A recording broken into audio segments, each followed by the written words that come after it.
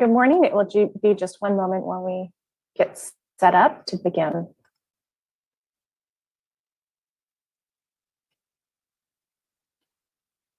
Recording in progress.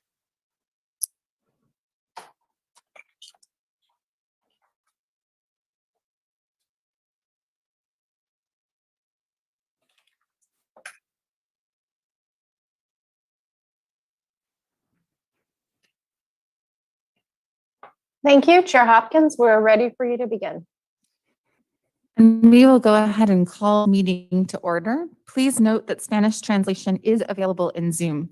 To select translation services, please click the globe icon on the Zoom screen and select Spanish.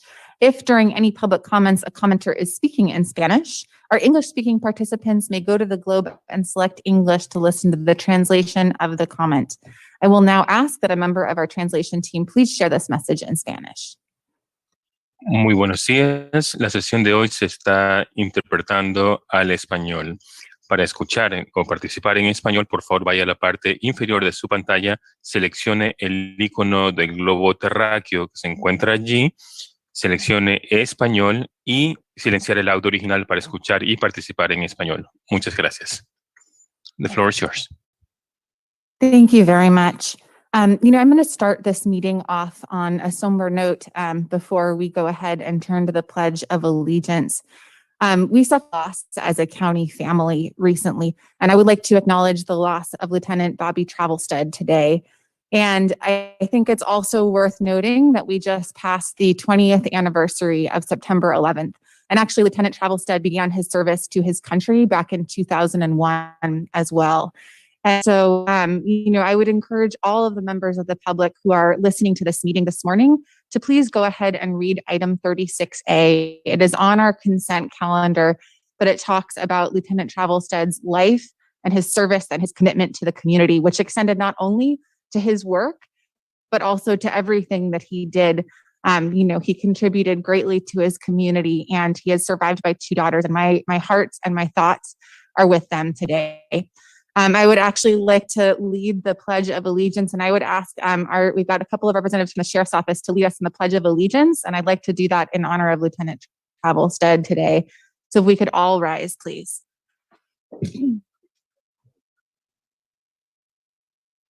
Pledge allegiance to the flag of the United States of America and to the republic for which it stands, one nation, under God, indivisible, with liberty and justice for all. Thank you very much. And thank you very much for your service to our community. And our hearts are with Lieutenant Travelstead. I don't know if anyone else would like to share any thoughts before we commence the meeting. And I would also invite, our sheriff's representatives in the back, if there's anything that you'd like to say. Any other members of the board? I think it's important to acknowledge that our deputies, our law enforcement, and our firefighters are on the front lines when it comes to COVID. You are being exposed daily to COVID transmitted by vaccinated and unvaccinated folks in the community. We recognize the incredible service you provide, and all of our first responders, whether they're in the hospitals, EMTs, law enforcement, firefighters, and we thank you. And please convey our condolences to all of the members of the Sheriff's Department. We know you're feeling this loss as well. Supervisor Abbott? I just want to echo those same thoughts. Long, rough year for everyone, but more so for those who never had a choice and had to be out amongst everyone working, taking care of public safety, keeping us all safe. So, and to the lieutenant's family, obviously our hearts go out. There's another adjournment. I believe there's an adjournment today of a young woman who also passed away this last weekend after having to give emergency birth to a baby and having to deal with all the COVID issues during the pregnancy. So what a year. And here's to brighter days ahead, but really honoring the lieutenant for his service, and especially after the looking at 9/11 last weekend. It's just been a whirlwind of emotions. Supervisor Gore? Um, the one thing I'll say, not knowing him, but honoring the service is that what I read about him and what I saw all of his colleagues say showed what true service is to this community, and my thoughts and prayers and blood and sweat and tears to his family and his colleagues. Supervisor Corsi? Yes, I just want to extend condolences to Lieutenant Travelstead's family. Thank you all for your service. Condolences to you and your colleagues as well. One thing, and I know that this was, a matter of public record and shared in the media as well, but this was a line of duty death. So Lieutenant Travelstead really truly died in service to his community. And it's really critically important that we all honor his life and his service and continue to commemorate and remember what he has done for our community. So with that, we will go ahead and move on to the formal meeting business that we have this morning. So that will begin with the approval of the agenda. There was an addendum to today's agenda, which we did discuss, which was item 36A being added to the consent calendar, a resolution in honor of Lieutenant Travelstead's service. And so I would encourage everyone to please look that over, because I think it really is a tribute to who he was and continues to be as a person in our memories. We are also going to be pulling item 12 from consent. I also believe that Supervisor Gore has comments on item 21. Would you like that pulled from consent briefly? Yes, please. Okay, so we'll be pulling items 12 and 21 from consent. So with that, I would ask Marcy to go ahead and please take a roll call vote on the approval of the agenda as revised. Supervisor Gorin, Aye. Supervisor Rabbit, Aye. Supervisor Corsi, Yes. Supervisor Gore, Yes. Chair Hopkins. Yes. And so with that, we will be moving on to the consent item calendar, which will be items 1 through 36A, exclusive of items 12 and item 21, which will be heard separately. Do we have any members of the public who wish to speak on consent? I do believe that we have Dwayne DeWitt waiting in the wings here. And so we will welcome him in to the chambers before accepting virtual comments.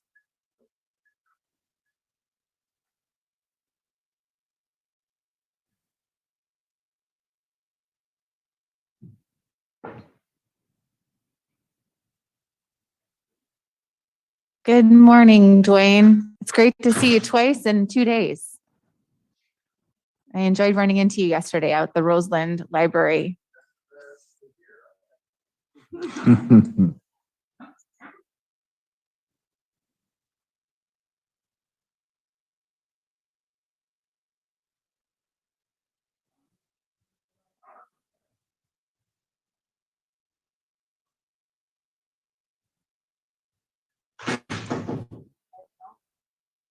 Hello. Hello. Can you hear me now? Yes, let's make All sure, right. Marcy, is that loud enough for you? Perfect. Great. All right. Thank you. My name is Dwayne DeWitt. I'm from Roseland. I wanted to say congratulations to Ms. Gorin having a birthday. I'm going to Thank- take the mask so you can hear me. No, Hello. just move closer to the mic. Thanks. You want me to kiss it? Whoa. Just a little closer. That'll work. Hello. My name is Dwayne DeWitt. I'm from Roseland.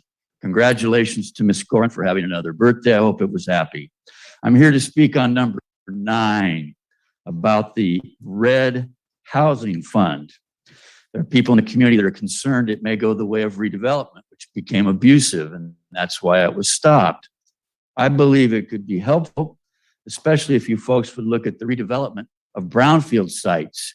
In the past, the county was able to get a grant from the EPA to look at brownfield sites, which were then in the county over in Roseland. There'll be a hearing on Wednesday, community development, to talk about their consolidated action plan, which points out they need to spur the production of affordable rental housing. If you folks were to make a point of having the red monies be used just for rental housing and affordable rental housing, You shouldn't be underwriting the market rate housing projects. Those folks can find the money right now. It's a booming market. People are making money hand over fist, and yet the need for affordable rental housing has never been greater. It is actually growing worse. So I'm hoping that you folks will partner with Santa Rosa and make the sites in Roseland eligible for this money. Those sites have been the most needy for many decades, especially along what's called the Sebastopol Road Commercial Corridor. At Roberts Avenue, there was a proposal in the past for a human services building to be there. County studies have already been done. You folks could step up now that the brownfields analysis was done also phase one, and be helpful to both city and county residents at the same time. Perhaps you could get that new library there. There's funding money there also. Make it a joint project and have it be multi-story. You could go as high as Bethlehem Towers. 10 stories can now be built over in Santa Rosa. Thank you for your time. I hope you all stay well. Condolences on the passing of the sheriff. Bye now. Thank you very much, Dwayne. I appreciate your participation in the meeting. Do we have anyone else who is present in person? Seeing none, I will ask Marcy to go ahead and lead public comment in Zoom. Thank you, Chair Hopkins. For our participants in Zoom, if you would like to comment on the consent calendar items 1 through 36A, excluding number 12 and 21, please raise your hand in the Zoom app or press star 9 on your phone keypad if you're a phone-in attendee. Thank you, and I see at least one hand raised, so I'll ask for the 2-minute timer. Thanks so much.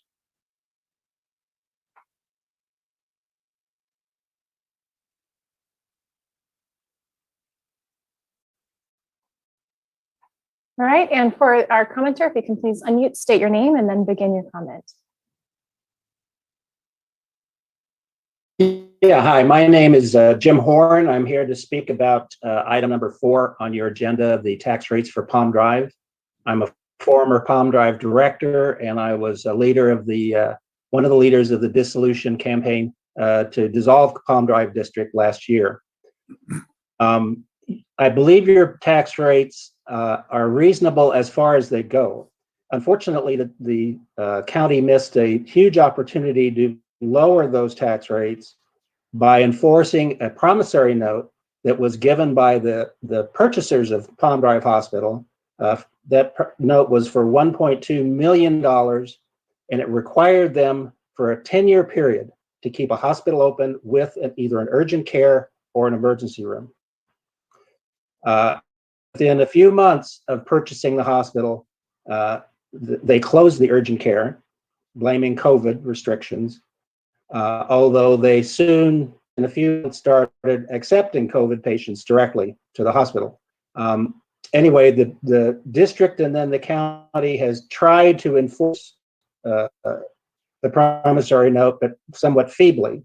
And unfortunately, the current owners have lied and misled the county on many occasions about their attempts to relocate and reopen the urgent care. So now we sit 18 months after that urgent care was closed, and there is no urgent care provided by the current owners of the hospital, which in essence was a tax subsidized urgent care.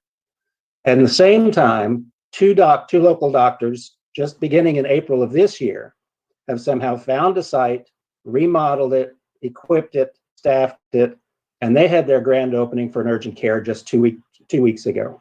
So I'm urging the county to please enforce that promissory note, collect that money, and apply it to our Palm Drive debt. Thank you. All right, and we have another commenter. If you can please unmute and state your name. Hello, good morning. My name is Blake Hooper, and I just wanted to comment on item 10, and specifically on section F10 with regards to evacuation zones and the community campaign to help people know which evacuation zone will be theirs. I have now spoken to several hundred people in the last few weeks, and at the door, a lot of folks are just terrified about whether or not they'll be prepared for the next fire. Not a single one of them, and this is in incorporated and unincorporated areas of District 2, have any idea what their evacuation zone is, and they don't have any recollection of being outreached to. So I would just ask that before we state that a community engagement program has partially or at least completely gone through to help people be aware of their evacuation zones, that we really redouble our efforts to make sure that people are aware in case of the next fire. Thank you, and have a great rest of your day.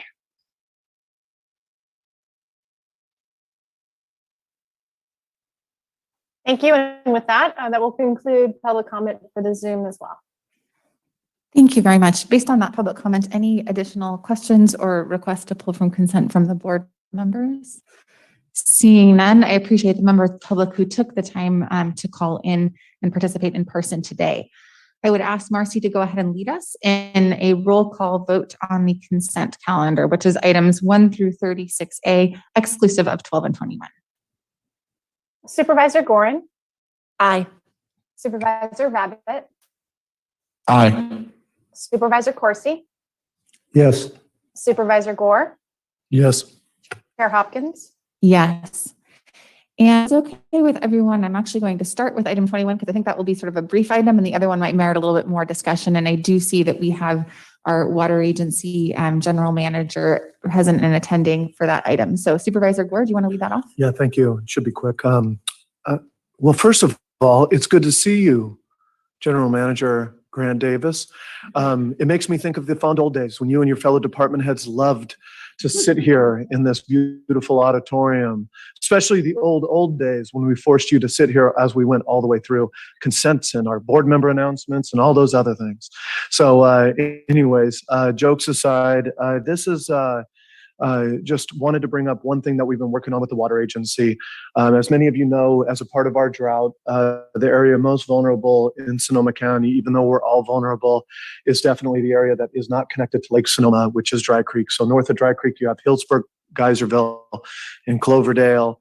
And one of the things that we're working on right now is a partnership with Hillsburg and, Larkfield with Cal-Am Water on trying to deal with some of the hauling practices, the water that has been hauled in the past, only for health and safety issues, but getting them off of the Hillsburg system for the time being through the end of the year, providing not for agriculture, not for anything else, but for health and safety, is to be able to pull that off of Larkfield. Larkfield has both groundwater wells, but also at the same time has also a connection to Sonoma Water.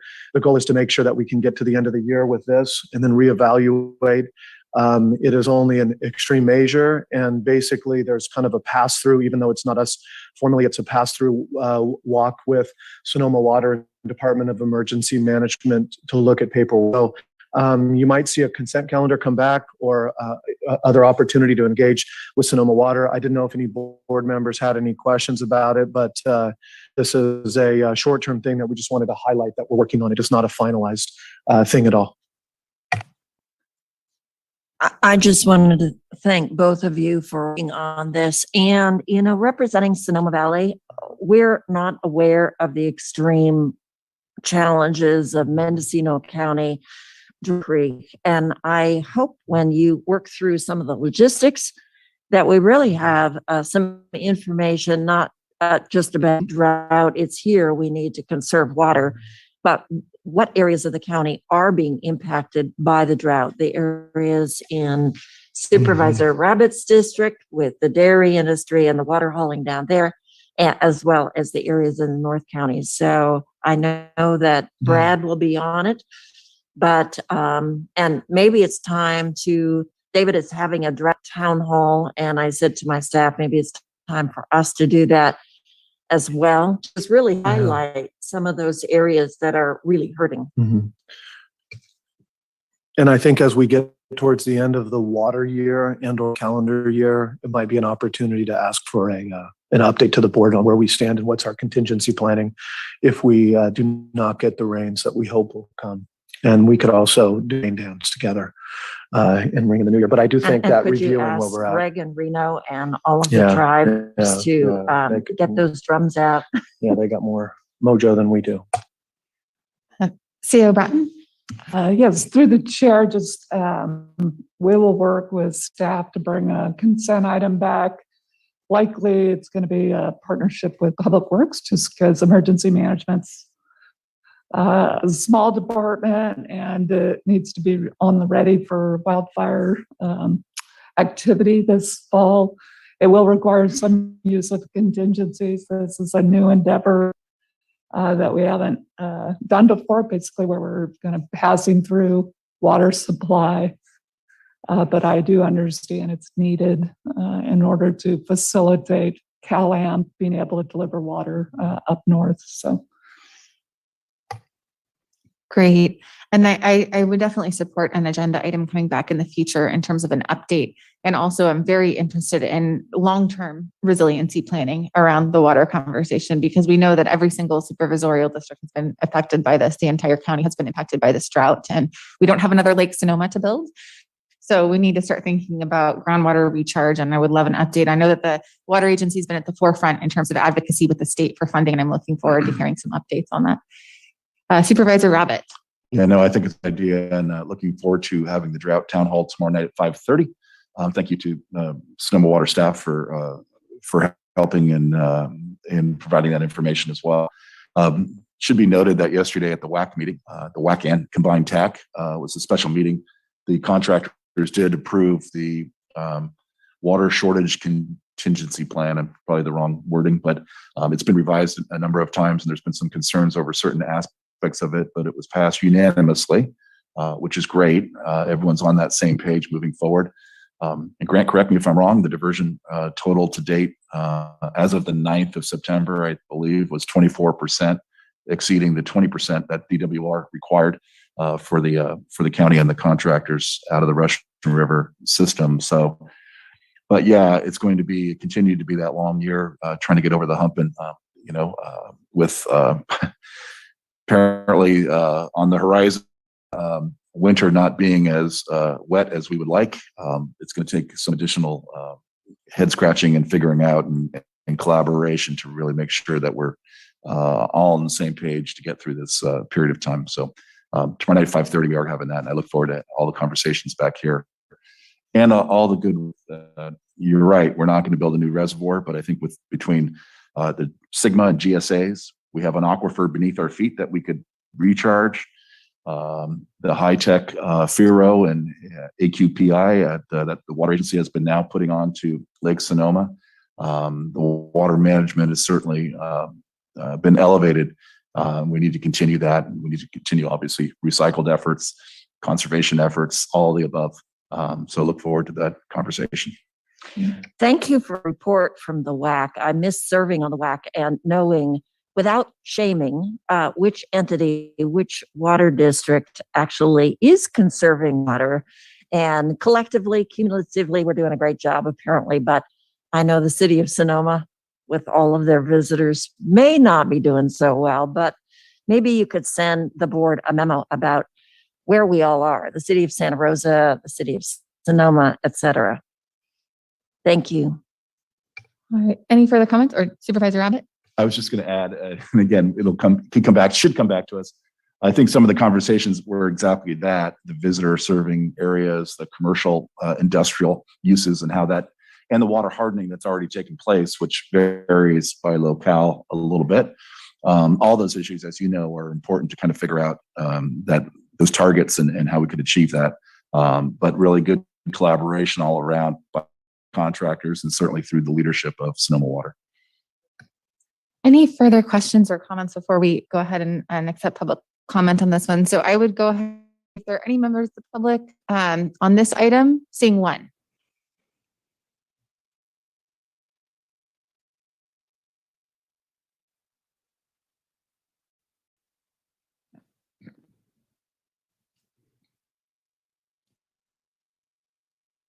Welcome.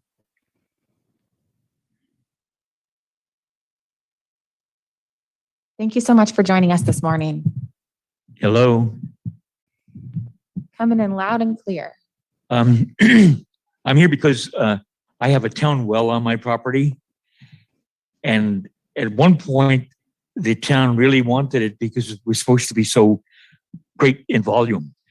In fact, the one division was allowed to proceed if the well was given over to the town so that it could provide water for the entire division. And at some point it was decided, and I've heard various rumors, at some point it was decided to abandon the well, because they were losing water. And I know the reason, but the issue that I want to have resolved is, does the town own it? And I think I don't own it because I can't, the town designed it and there's no way I can influence it. So I'm 84. I would like to sell my house. I'd like to have it resolved. And I think the county may need the water. And I think it's always been good. It was good at one time. They abandoned it for some reason. And I'd like to establish why. But I have emailed, I have hard copy, only one page. I bought a copy for each supervisor. And I did also email it, but you might want to file it with the email, or you might want to just read the hard copy. But I think the well could be useful. And at one point it was. And if we could resolve the problem, if the problem can be stated and resolved, and I would also like, at 84, I'd like to sell my house and move by my children. And so it is an issue whether the house is responsible for the repair to the well, or is the city responsible for the repair or abandonment? And I have lawyers advising me that abandonment is a big deal. It's a filling with concrete, a lot of stuff. And so I'd like that to be resolved. That's it. Thank you very much. And for clarity, you had said the town and are you referring to the town of Windsor or the city of Santa Rosa? Which? Oh, I'm Petaluma. Oh, Petaluma. Okay, great. Thank you very much for that clarification. I didn't catch that. It has a name. It's called the Alderwood Well. Okay. So that would be Supervisor Rabbit's district. Oh, Rabbit, yes. Yeah, if I can get your contact information, you can either email or phone the office. I have the original contract, but at the time the original contract was signed, I was still working for the British government over in London, and I came here and bought it. So I'm in other words, I'm committed. My office will help you kind of maneuver through the minutia of the Thank you bureaucracy. Okay. Thank you. Done? Yes. I'm done. Thank you. Thank you very much. Thank Appreciate it. Bye-bye. Oh, and the name, we got it right here. Mr. O'Brien. Thank you so much for coming down this morning. Thank you. Very nice to meet you. Take care. Do we have any other members of the public? Seeing none, Marcy, I would ask you to lead us in public comment on Zoom on this one. Thank you. This is number 21 on today's agenda. If you'd like to comment, please raise your hand in the Zoom app or press *9 on your phone keypad if you are a phone-in participant in Zoom.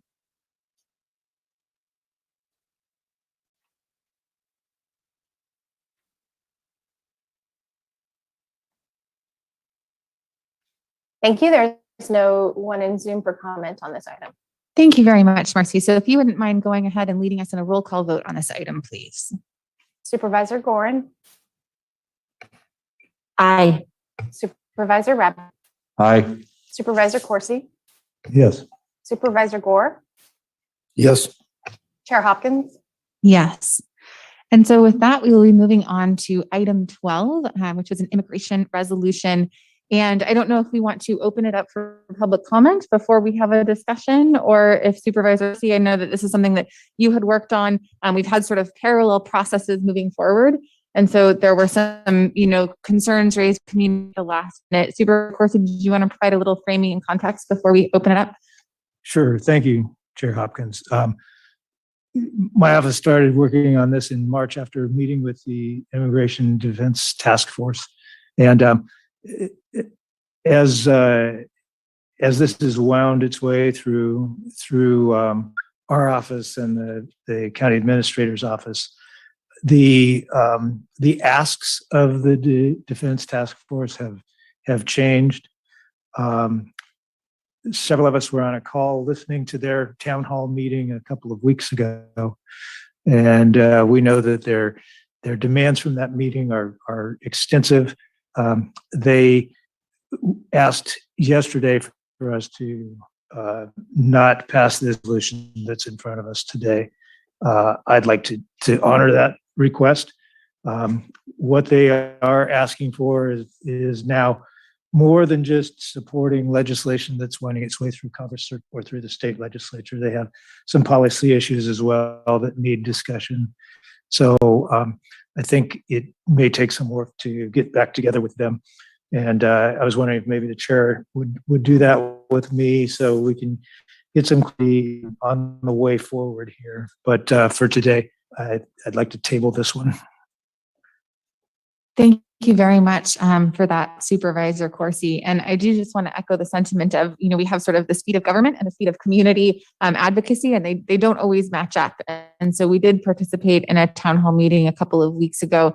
Meanwhile, this resolution had been underway, and actually our deadlines now for agenda items are actually several weeks in advance in order so that they can be posted 2 weeks in advance to have increased transparency for the public. So that also adds to sort of the current challenge that we find ourselves in. Any other comments from members of the board regarding tabling before we open it up to public comment? Okay, it looks like everyone else wants to listen to public comment first. Is that good? Okay, so we'll go ahead and accept public comment on this item, which is item 12. And I'm looking and I'm not seeing anybody out in the chambers today. So Marcy, if there's anyone participating via Zoom. Thank you. Anyone who would like to comment on this item, number 12, please raise your hand in the Zoom app or press *9 on your phone.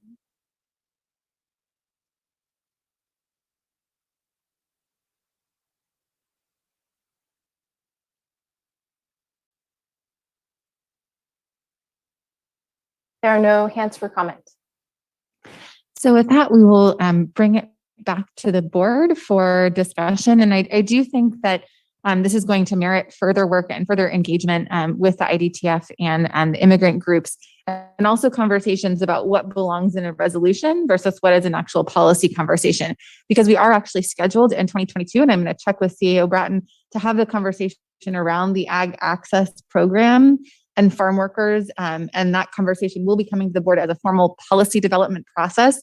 Certainly since I've been on the board, we've never kind of adopted policy with a simple resolution. We try to stakeholder engagement, have deliberations. We're trying to establish a multiple meeting process. So this might be a case also of bifurcating and responding in different ways to the requests of the immigrant task force. We have in the past, and it is practice of this board, to support via resolution state and federal advocacy requests, and we've certainly done that.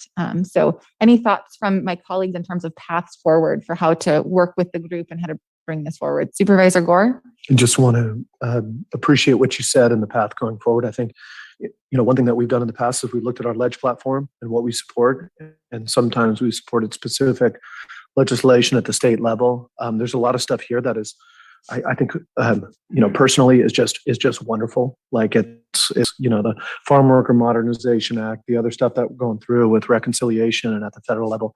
The policy questions that you talk about, I think are important for us to go through. And then we also have to be cognizant of what we're passing. I mean, there's a question with some of the state stuff that has gone through, and we've been, I know as a board and me personally, hugely supportive of protections and other things. One of the things that I always want to figure out, though, also is that with the question around ICE and enforcement, is what are we talking about in terms of different classes of individuals, right? Violent felons and offenders and others. And so I just want to have an opportunity to ask questions and understand really what we're looking at with those. And I think that's better suited for a policy discussion instead of a resolution. So, my thing is that under your authority, if something fits with the ledge platform, we can support already individual initiatives. And I think we've all been pretty clear about our support in that area, and anything that doesn't pass out, I would ask to bring back to the board. Thank you. Great. Supervisor Rabbit? I appreciate the discussion and appreciate the direction, and you're absolutely right regarding as part of how specific or how general to be within a resolution. I think, and especially as legislators going through whatever house, whether it's state or federal, is apt to be changed over the course of time, and to call out a specific bill number and have it then be something different that comes out the other end is always kind of a bit of a dilemma in terms of legislation platform pieces. I was excited to be able to, I think that everyone is in favor of immigration reform, and it's long overdue. And if there's a way to, push pieces or whatnot, I would be open to that. But I'm certainly open to the idea of making sure that we have a good, solid discussion on, especially on the local policy pieces. You're absolutely right. Shouldn't be done through a resolution. It should be done through the process that we have in place. Other comments from members of the board? So I guess actually I'm going to look to council and say, do we need to sort of take a formal vote to remove this from the, to sort of table it for future, or should we be voting no on this? Or what is our formal process this morning to go ahead and go forward? Yes, Madam Chair, I would take a vote to remove it from and bring back at a future date. Okay, great. So I would entertain a motion for that. So moved. Second, did it go by a hair to Supervisor Gorin? That was almost a tie. The Super Gs did it. There we go. All right, wonderful. So Gore/IN at the end. That's right. Wonderful. So with that, Marcy, I would ask for a roll call vote on that motion. Supervisor Gorin, Aye. Supervisor Rabbit, Aye. Supervisor Corsi, Yes. Supervisor Gore, Yes. Chair Hopkins. Yes. So that motion carries unanimously. And that does bring us on to our first regular calendar item, which is our department head personal services agreement regarding child support services. So I believe that today we are going to be hearing from Christina Kramer, our HR director, as well as CAO Bratton. Excuse me for a moment. I just have some technical difficulties with my camera. Okay, there we go. There we go. And we are also joined by Janine De Martinez. Yes, thank you, Supervisor Hopkins, Chairwoman Hopkins. I am here to introduce Janine De Martinez and ask your board for authority to give CAO, County Administrator Bratton, the authority to execute her personal services agreement. Ms. De Martinez has over 27 years of experience in public sector service, and since 2006, she served as the Assistant Director for Child Support Services in Solano County. She will oversee the department with over 81 employees working with an annual budget of approximately $12.7 million. And with her leadership, the department will ensure children receive the appropriate parentage and financial support to which they're morally and legally entitled. The personal services agreement is the standard 3 years. It places her at the F step of the salary range, which is a current annual salary of $177,050. It will provide her with all benefits she would be entitled to as a department head via the county's salary resolution. And the agreement term would be from September 15th, 2021 through September 15th, 2024. And that concludes my presentation. Anything to add, CAO Bratton?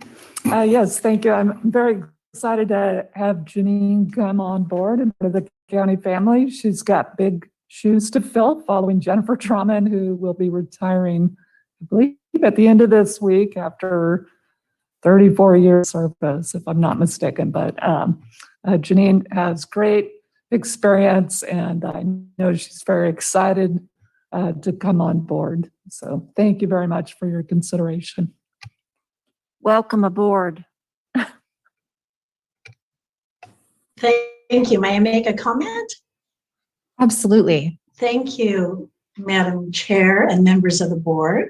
I am extremely honored and delighted to be selected as the next Director of Child Support Services in Sonoma County. I'm very passionate about the work that we do in this program to enhance the well-being of children and families. And I'm particularly enthusiastic about offering services in a way that is accessible and relevant to today's families. So I really look forward to collaborating with the board and the other department leaders to advance the shared county goals and priorities. And as Administrator Brett mentioned, I do have some very big shoes to fill. Ms. Trauman has done a remarkable job leading this department and is recognized as a terrific leader throughout the state. I am committed to continuing the legacy of excellence that she and her dedicated and talented staff have already firmly established. So I just want to thank you and the board and Administrator Bratton for this tremendous opportunity. I can't wait to start. Wonderful. Supervisor Gore, you were leaning into the microphone. Yeah, I just really look forward to meet you in person. And, you know, your office is one that when things are running really smoothly, we don't hear about too much because it's such an integral part of our work in this county.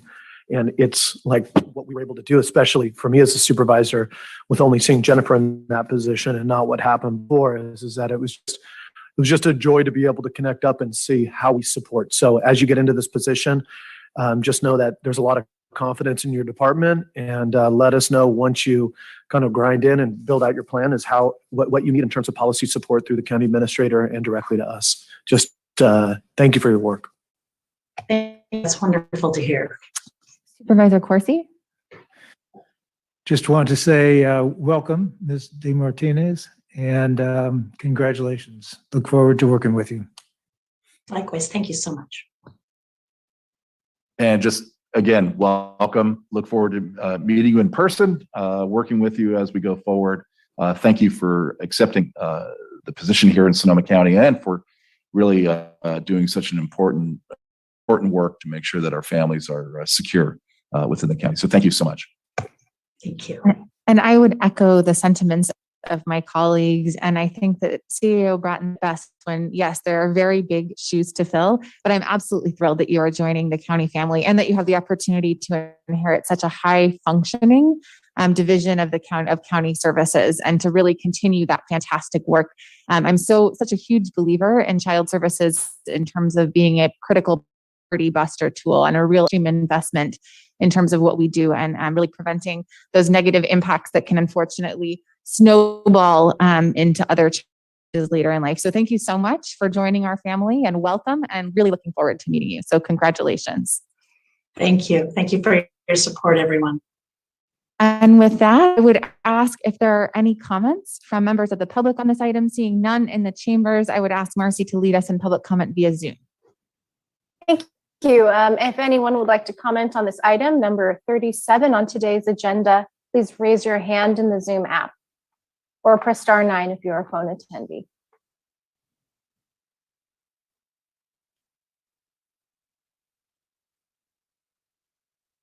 Thank you, Chair Hopkins. There are no hands for comment. Thank you very much, Marcy. So I'd ask you to go ahead and lead us in a roll call vote on this item. Supervisor Gorin. Aye. Supervisor Rabbit. Aye. Supervisor Corsi. Yes. Supervisor Gore. Yes. Hopkins. Yes, and yay. Congratulations again. Can't wait to work with you, and thanks so much. Thank you. With that, we will be moving on to item 38, which is considering appointments to fill 2 vacancies on the Airport Land Use Commission. So I would ask my colleagues if it's okay to go ahead and open it up for public comment in case any of the applicants would wish to speak during public comment before we begin our deliberations.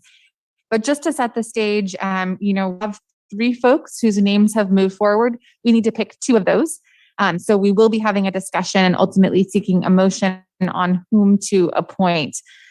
One thing that I would like to note is that I do continue to feel that we need to have a better process in terms of countywide appointments, and would really love to get that on the agenda at some point for a conversation with the board about how can we, for instance, have a standing committee who goes and does this work. How can we make sure that we are broadly advertising all of the appointments, and how can we also track diversity in terms of our appointments over time, and really, trying to make sure that we have equitable access to our appointments. So that's kind of an asterisk and a parking lot item for later.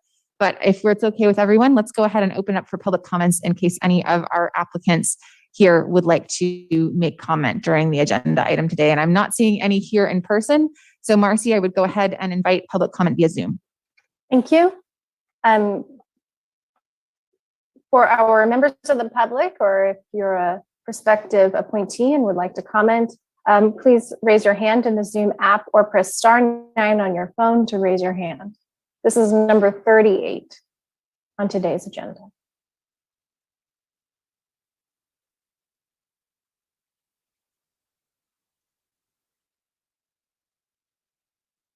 There are no commenters in Zoom either, Chair Hopkins. Interesting. Well, with that, it is all on us as members of the board to have the conversation. Supervisor Gore? Thank you, Chair Hopkins. We talked about this a few times, and I agree with you. I mean, it's the appointment process, especially for countywide appointments. I mean, even what we do in our office is we need to think about how we do this together instead of individually trying to find appointments for everything under the sun. Or do we publicize them? Do we pick people that we know are in the waits or whatever? I mean, there's more people engaged than ever, but then there's also in some ways it's very hard to find appointees who can really dedicate the time, and the stipend conversation comes with that too. So I almost think that it would be good to word those two together and make sure that we find some sustainability with this. For folks who don't know, the Airport Land Use Commission is really specific to the airport kind of development area. It's not the airport itself. It is a review board that gets together and reviews applications from that area before they go to the Planning Commission and before they ultimately come to us. The most recent time that the Airport Land Use Commission met, and it was hard to get them to get a quorum, Permit Sonoma staff had to work their tails off because of this appointment issue, was they reviewed recently a hotel proposal project that's coming through the system, and it'll come to us later this year, I believe in October is currently scheduled. And so the appointments here, a couple of them locally, and Supervisor Hopkins, I appreciate that we talked through this and brought people in. I know I personally was really working and doing outreach and got the name Andrew Chambers. I believe Leslie and Ernie came through your network, and so I don't know if you had anything you wanted to add to that. But I definitely would like, I have an opinion about it, but wanted to know what you thought about those other individuals. Yeah. So, I actually reached out to the environmental community to suggest that they might consider bringing forward some names for the comprehensive Airport Land Use Commission. And I do think it's worth reading what the intent of the Airport Land Use Commission is and sort of what they do have jurisdictional oversight over, which Supervisor Gore was getting at.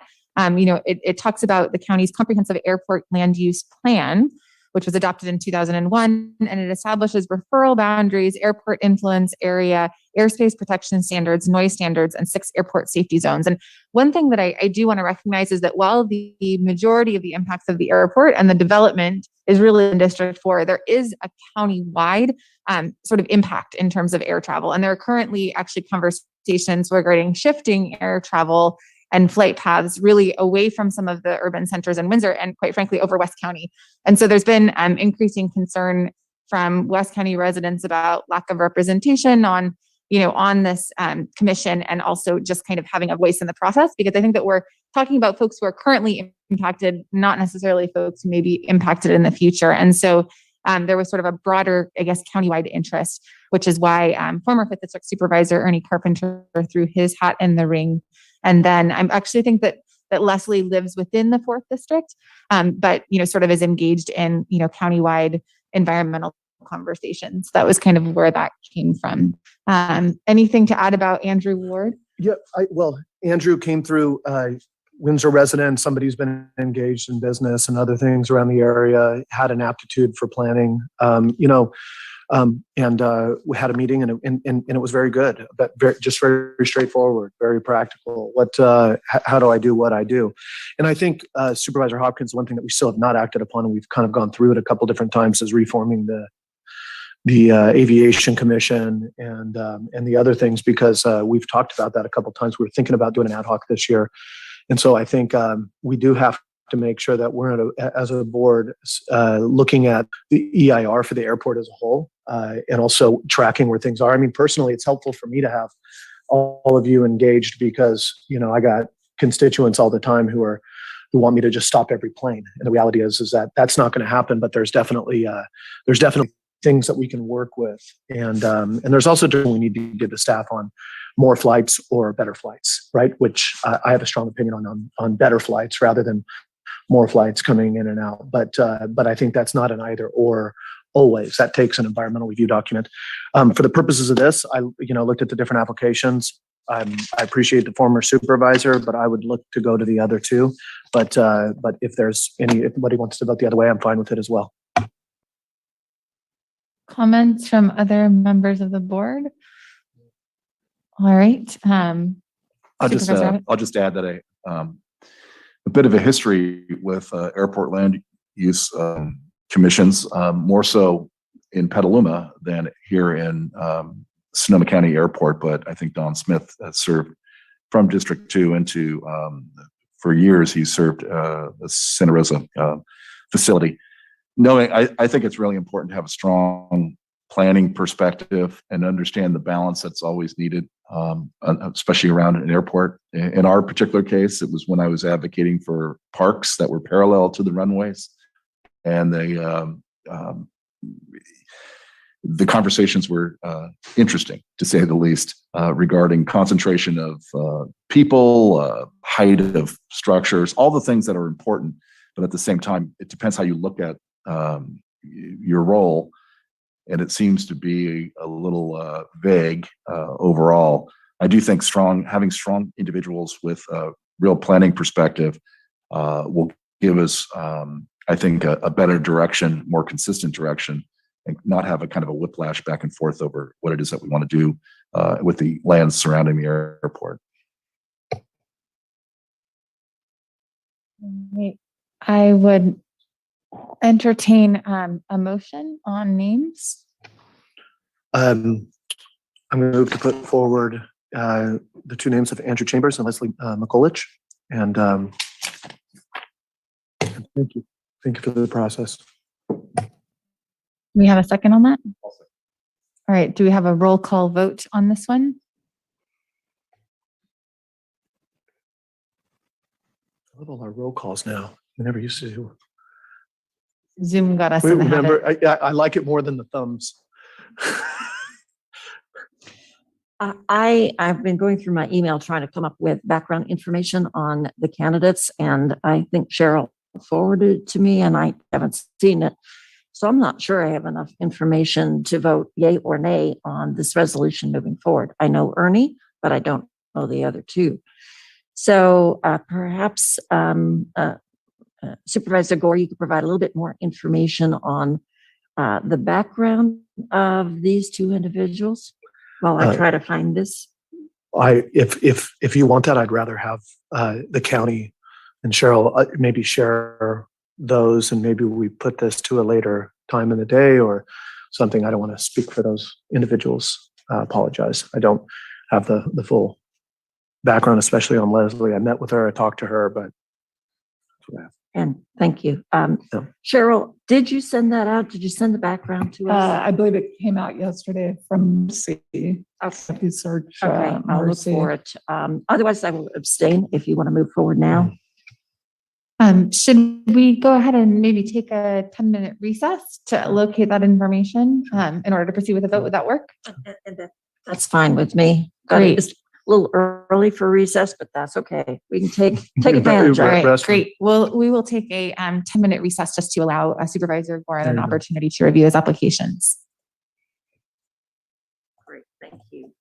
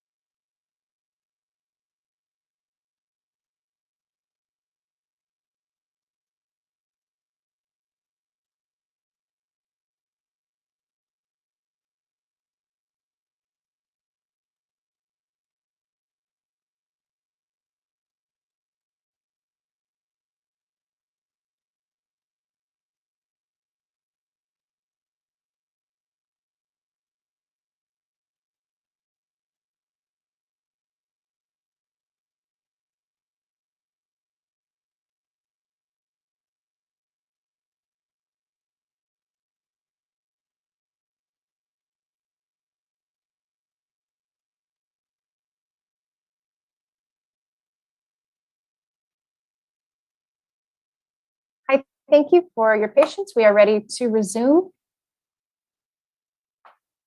Told me I could post it.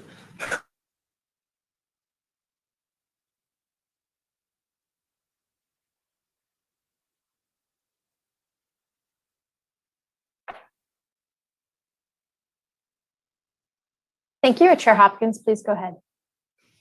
Okay, so I believe that we were in the process of voting. So Marcy, you wouldn't be leading us roll call vote on this item? Supervisor Gorin. Wait, Supervisor Corsi did ask to restate the motion, which I believe was to advance Andrew and Leslie. Is that Yes. correct? Yes. Thank you. And thank you for the brief pause. I have reviewed the biographies and statements from all three excellent candidates. And I think all would make a significant contribution. I will be supporting the motion.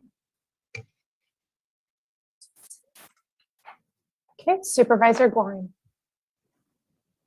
Aye. Supervisor Rabbit. Aye.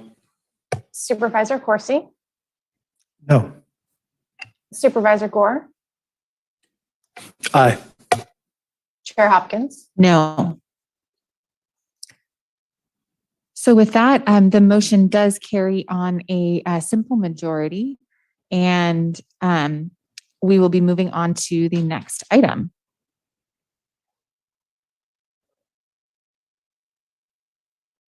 Which would be the American Rescue Plan Act with the county departments and agencies' preliminary proposals.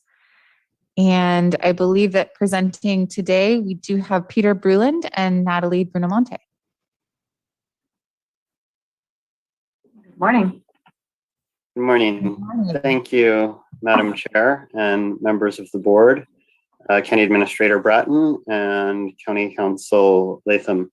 I am pleased to be here today for the third or possibly fourth and not last time to discuss the American Rescue Plan Act with your board. Today, we will be discussing the preliminary department proposal review.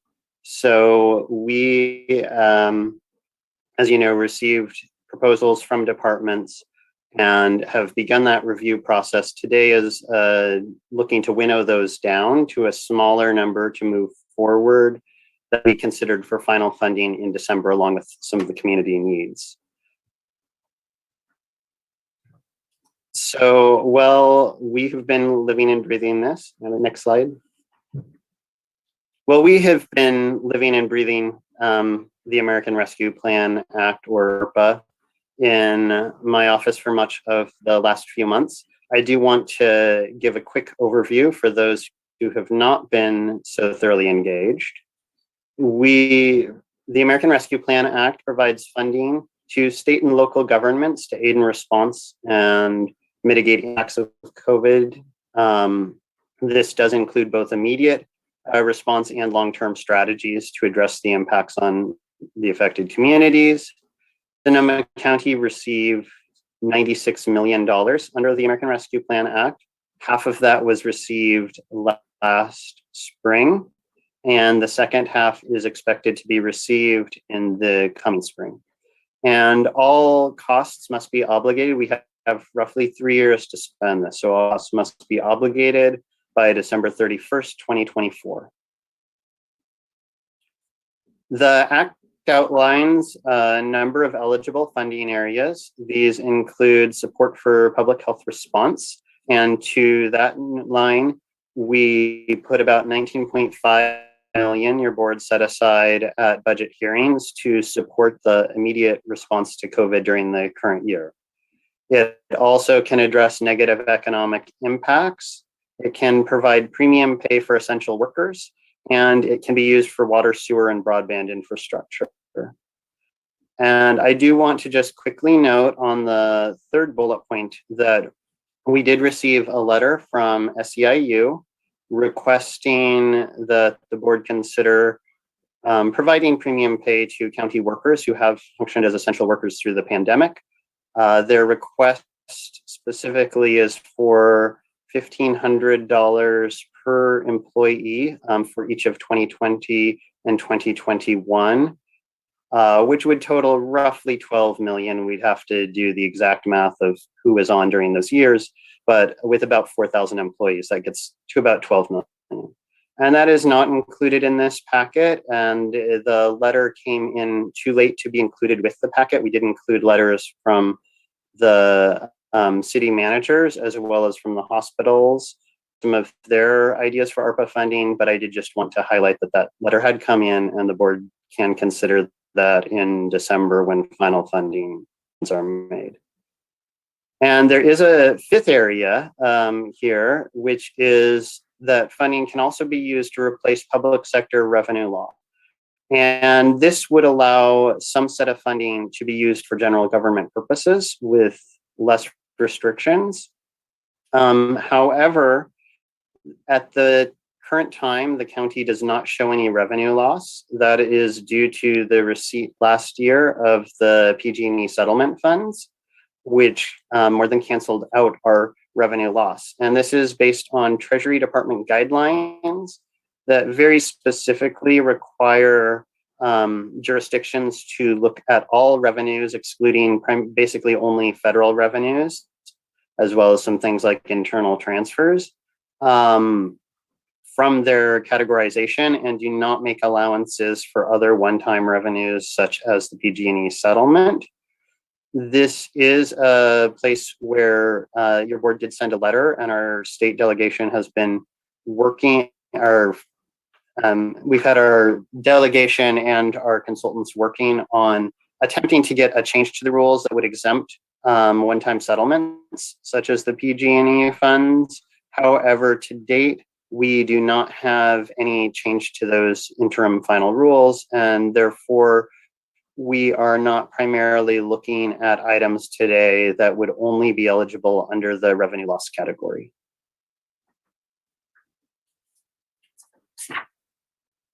Those categories are pretty clear cut and seem pretty limited. The Treasury guidelines do provide a much broader emphasis of what is included within those. And in particular, there is a strong emphasis on equity and on assisting communities, both in the public health response and in the economic impacts section, on helping those communities that were hardest hit by COVID, which include low-income communities and communities of color and other socially vulnerable communities. So I just wanted to highlight that because that was certainly a factor that went into our considerations of what would be eligible under categories other than revenue loss. And now I would like to turn it over to Natalie Brunamonte to briefly discuss the Sonoma County process. Good morning, Madam Chair, members of the Board of Supervisors, County Administrator Bratton, and County Council Latham. So in Sonoma County, we defined 3 categories for distributing ARPA funds. As Peter alluded to, one of the categories was funding for COVID response. The next was funding for strategic investments in county departmental services. And finally, funding directly to community partners. So on this slide, we'll walk through the timeline of how all of those components are going to be operationalized for us. At budget hearings, your board allocated, as Peter said, about $19.5 million for direct COVID response. That also included adding a couple of positions to the upstream team and the Human Services Department for ARPA implementation. On June 27th, you received an update on the community funding process, provided some direction to staff, and also provided some resources to the Office of Equity for the ARPA implementation. Next, we are here today, and this is your first opportunity to hear the preliminary proposals submitted by departments. From here, we are looking forward to hearing which of those proposals you'd like forwarded in December. On November 2nd, you'll hear from the community team again to look at the different funding areas and determine which funding areas you would like to specify for the community to the award process. Then on December 14th, all of those paths will converge, and we will come back to your board with the final departmental proposals. You will allocate the amount of funding you'd like in each of the community funding areas. We'll also review and revise potentially our ongoing COVID response costs. The budget back in June was based on the reality at the time, and with the increases in cases and the Delta variant, We want to make sure that that is still the correct amount of money to set aside. And then we'll also address any administrative costs that may arise that we need to be accounting for in December. So for today, we're going to spend a little bit of time discussing the proposals that have been submitted.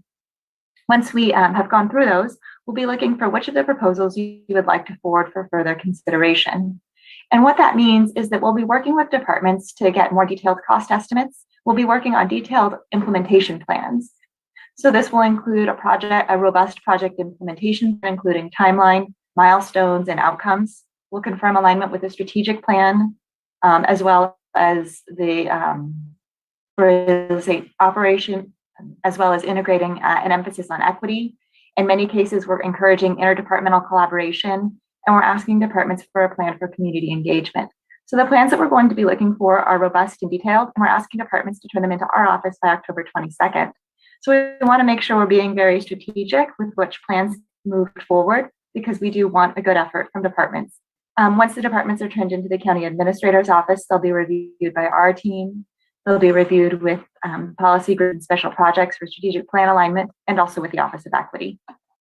As Peter's noted, there's no funding decisions we'll be making today. So a quick overview of the proposals we received. 53 proposals were submitted, totaling approximately $143 million in estimated costs. We looked over those by looking at, again, as Peter said, revenue loss versus other eligibility categories. So some of them were just eligible under general government services, and therefore we do not have the ability to fund at this time based on the guidance Peter had mentioned. We looked at practical considerations, such as could the project really be carried out in the specified timeline? Was it did it look like a feasible proposal? We looked for themes between proposals, which you'll hear a little bit more about when Peter presents again. And then we also did the review with the collaboration of Office of Equity and the Policy Grants and Special Projects team. So with that evaluation undertaken, we came to a place where we have a summary of proposals, and I'll pass it back to Peter to go into those in more detail. Thank you, Natalie.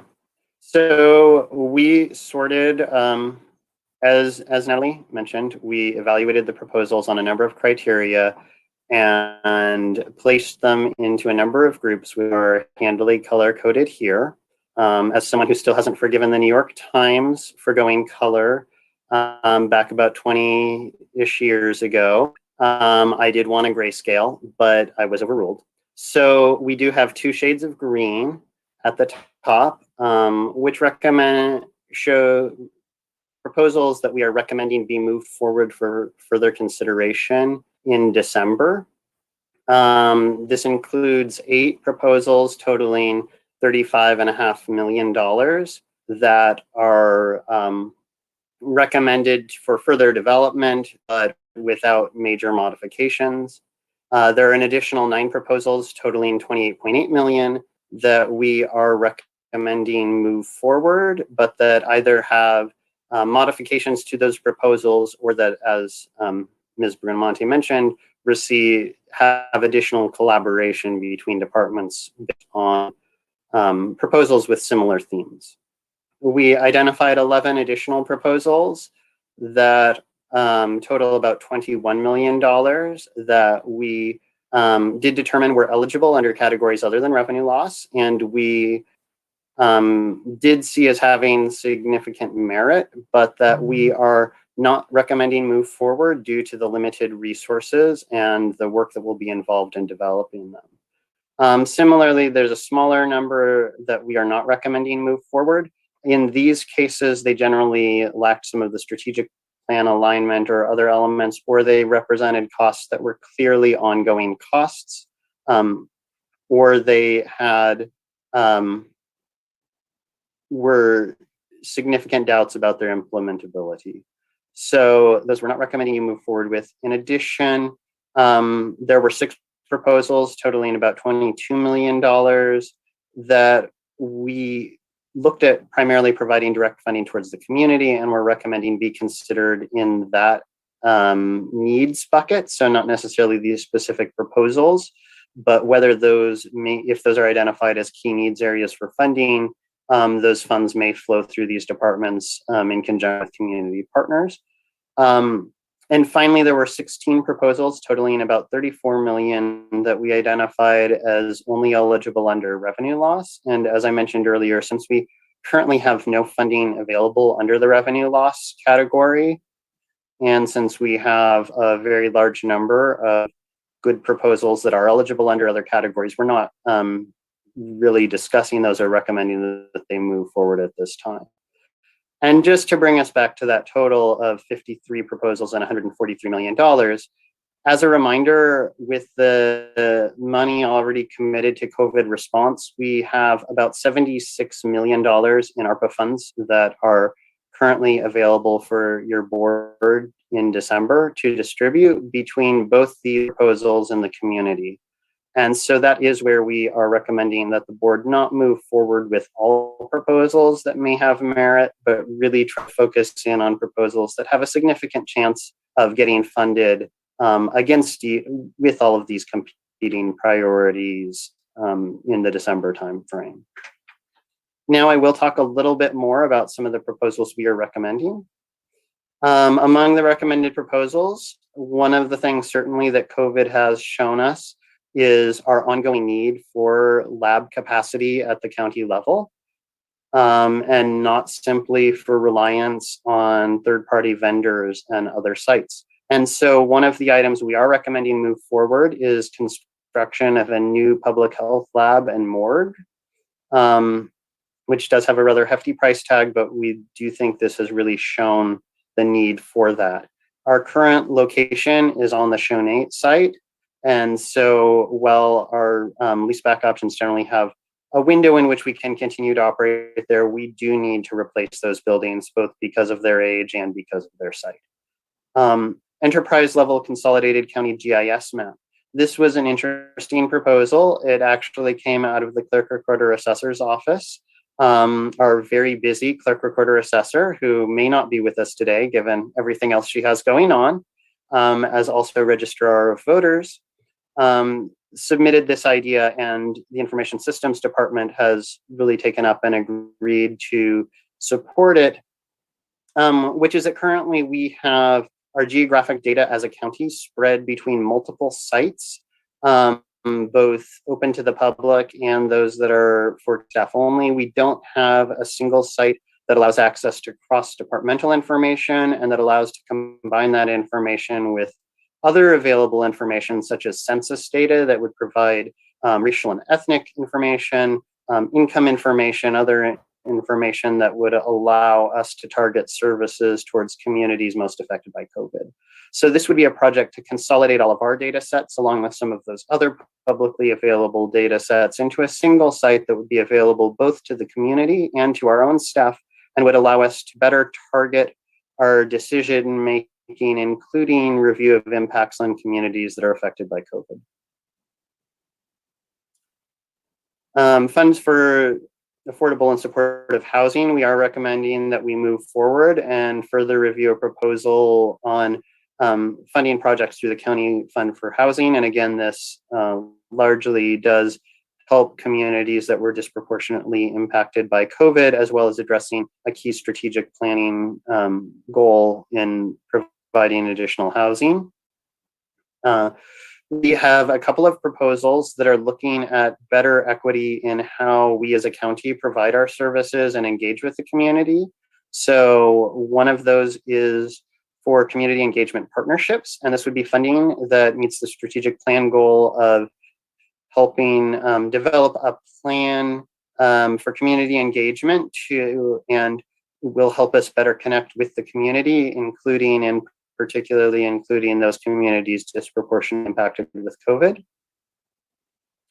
Similarly, we are looking to develop a language access plan for the county. This is another item that we think has merit to move forward for possible consideration in December. And this funding would again allow us to develop a countywide language access policy, which we currently lack, and begin planning for implementation of that policy, which again directly meets a strategic plan objective while assisting the limited English proficiency residents who were disproportionately impacted by COVID. We also are recommending we move forward to look further at hazard preparedness planning for concurrent hazards. In particular, this need was highlighted during the pandemic when we saw the 2020 wildfires and the needed evacuations and sheltering during the pandemic.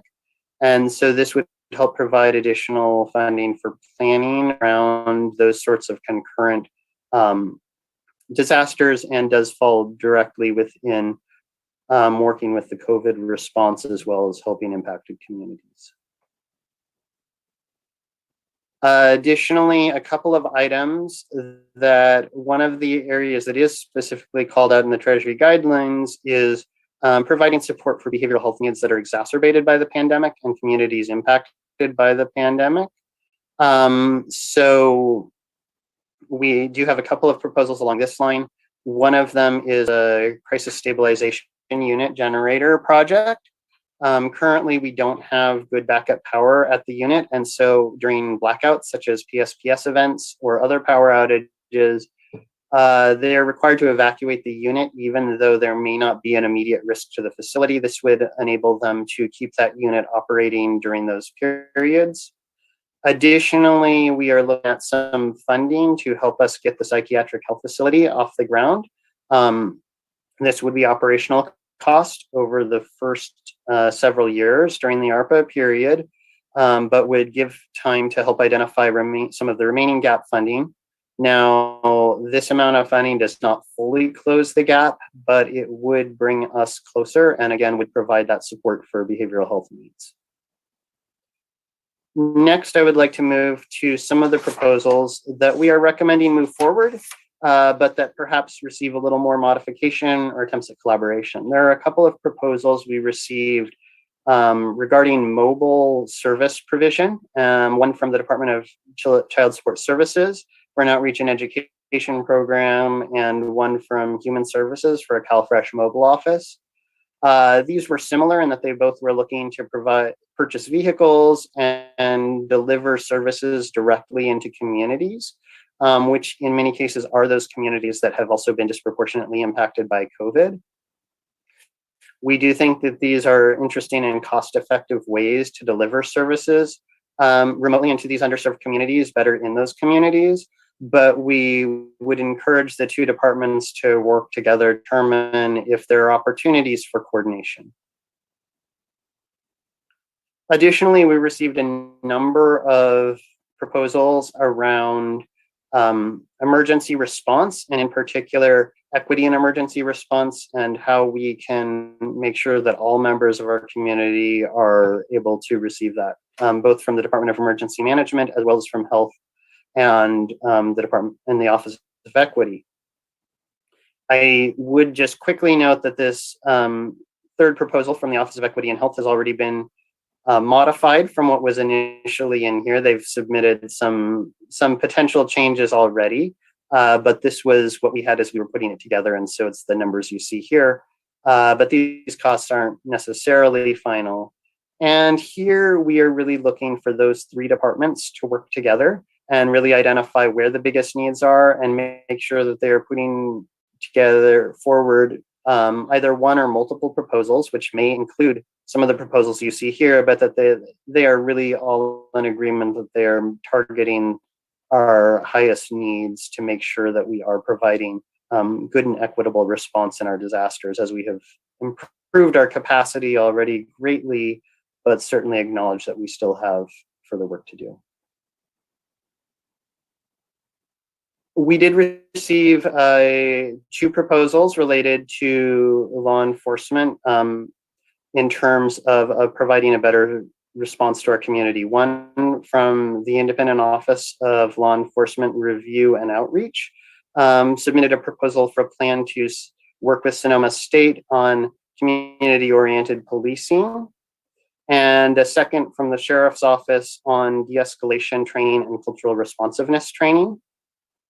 We thought both these ideas have a lot of merit, and they are different projects. They're not the same project, and we're not suggesting that they simply be combined, but what we are suggesting is that if that it would behoove both departments to work together to make sure that their proposals are really meeting the needs of all constituents, so that we are not creating a plan out of Iolero that may never get implemented, or similarly that we're not providing law enforcement training that really does not meet the community's needs or the best data out there.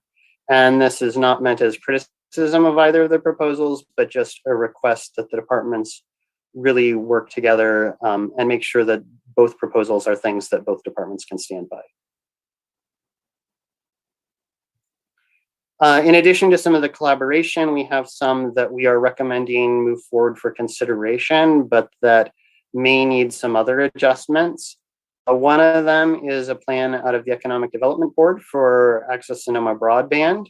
They are currently working on a plan and looking at models for setting up entities similar perhaps to Sonoma Clean Power that can provide broadband service in the county, and are looking for some initial startup funding that would both be startup staffing costs as well as some infrastructure costs.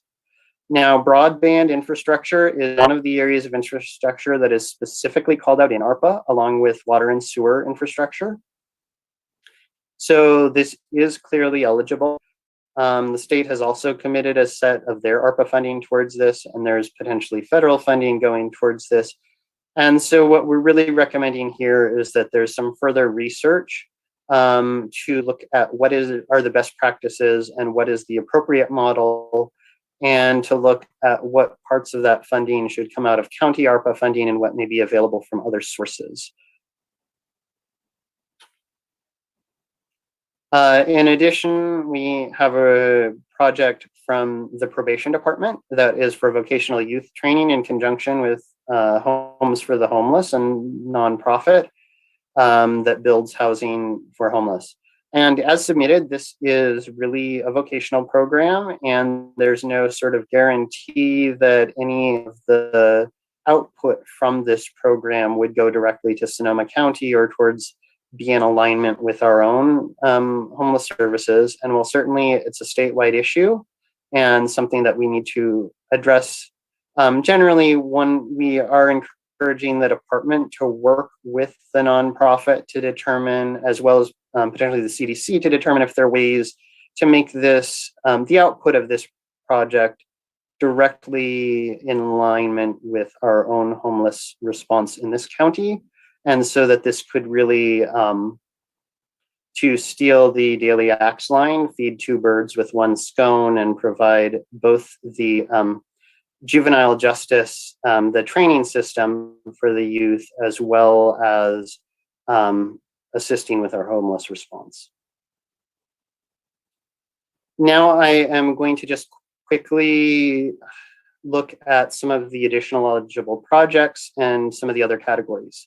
I'm not going to go through each of these in depth, but as you can see, there are a number of additional projects here, including water and sewer infrastructure projects, projects on county operations, and some additional projects out in the community that we are not recommending move forward, although we do agree that they are eligible projects generally in alignment with strategic plan. In some cases, we had concerns about areas such as whether these were really ongoing projects rather than one-time projects, and whether they, as well as looking at the sort of level of support, direct support for strategic plan and equity goals.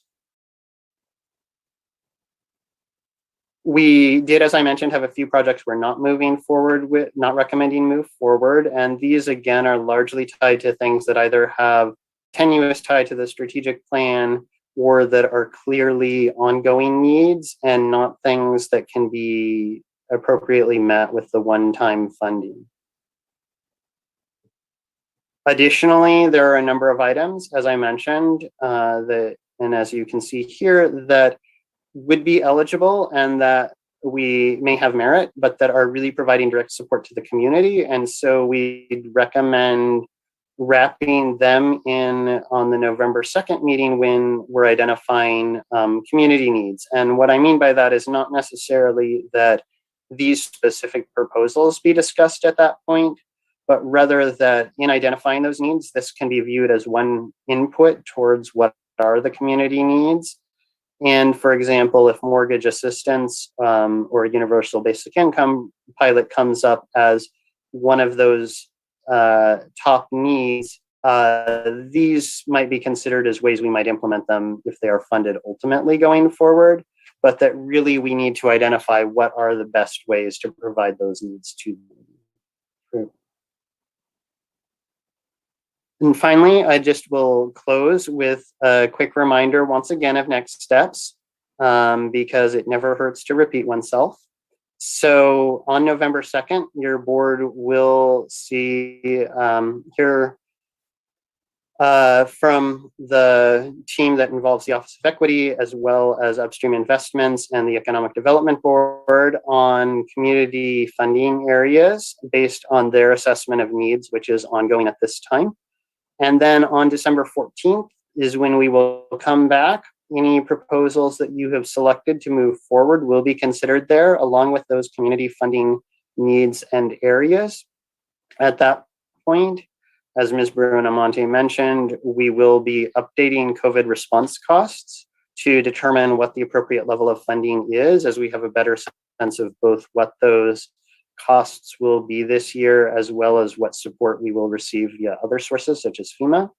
We will, at that meeting, your board will select certain departmental proposals for funding. It will also allocate funding to community areas. And just as a reminder, also, we would highlight that there may be additional administrative costs. You have already approved 2 positions in human services, 2 term limited positions and 2 term limited positions in equity to assist in this. There may be a need, for example, for a third-party vendor to help with some of the reporting, particularly as we look at the community areas and make it more user-friendly reporting process for different groups. So we will also be reassessing and determining whether those costs are appropriate and what may be necessary to ensure we have a successful program.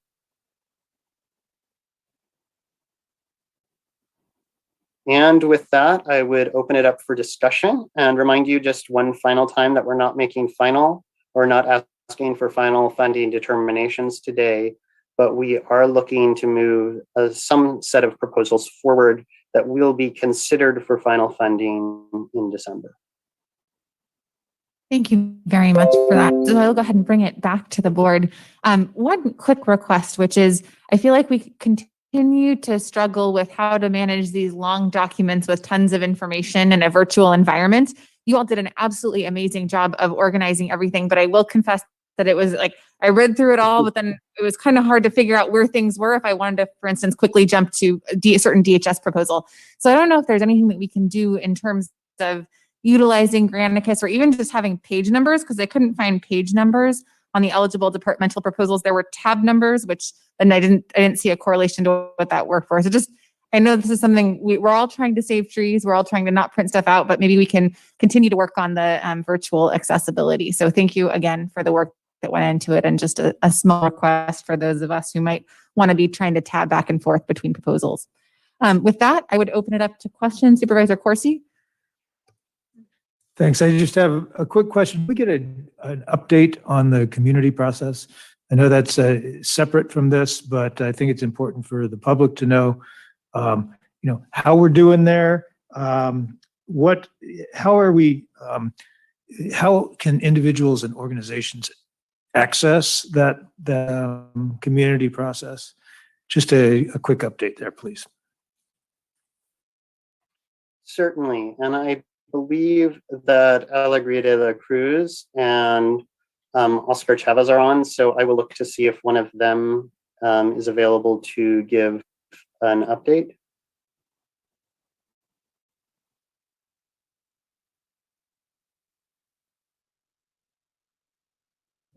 And through the chair, while we're waiting to promote them in, we do have a website up and available that does also include a an email contact for individuals or community organizations to submit questions.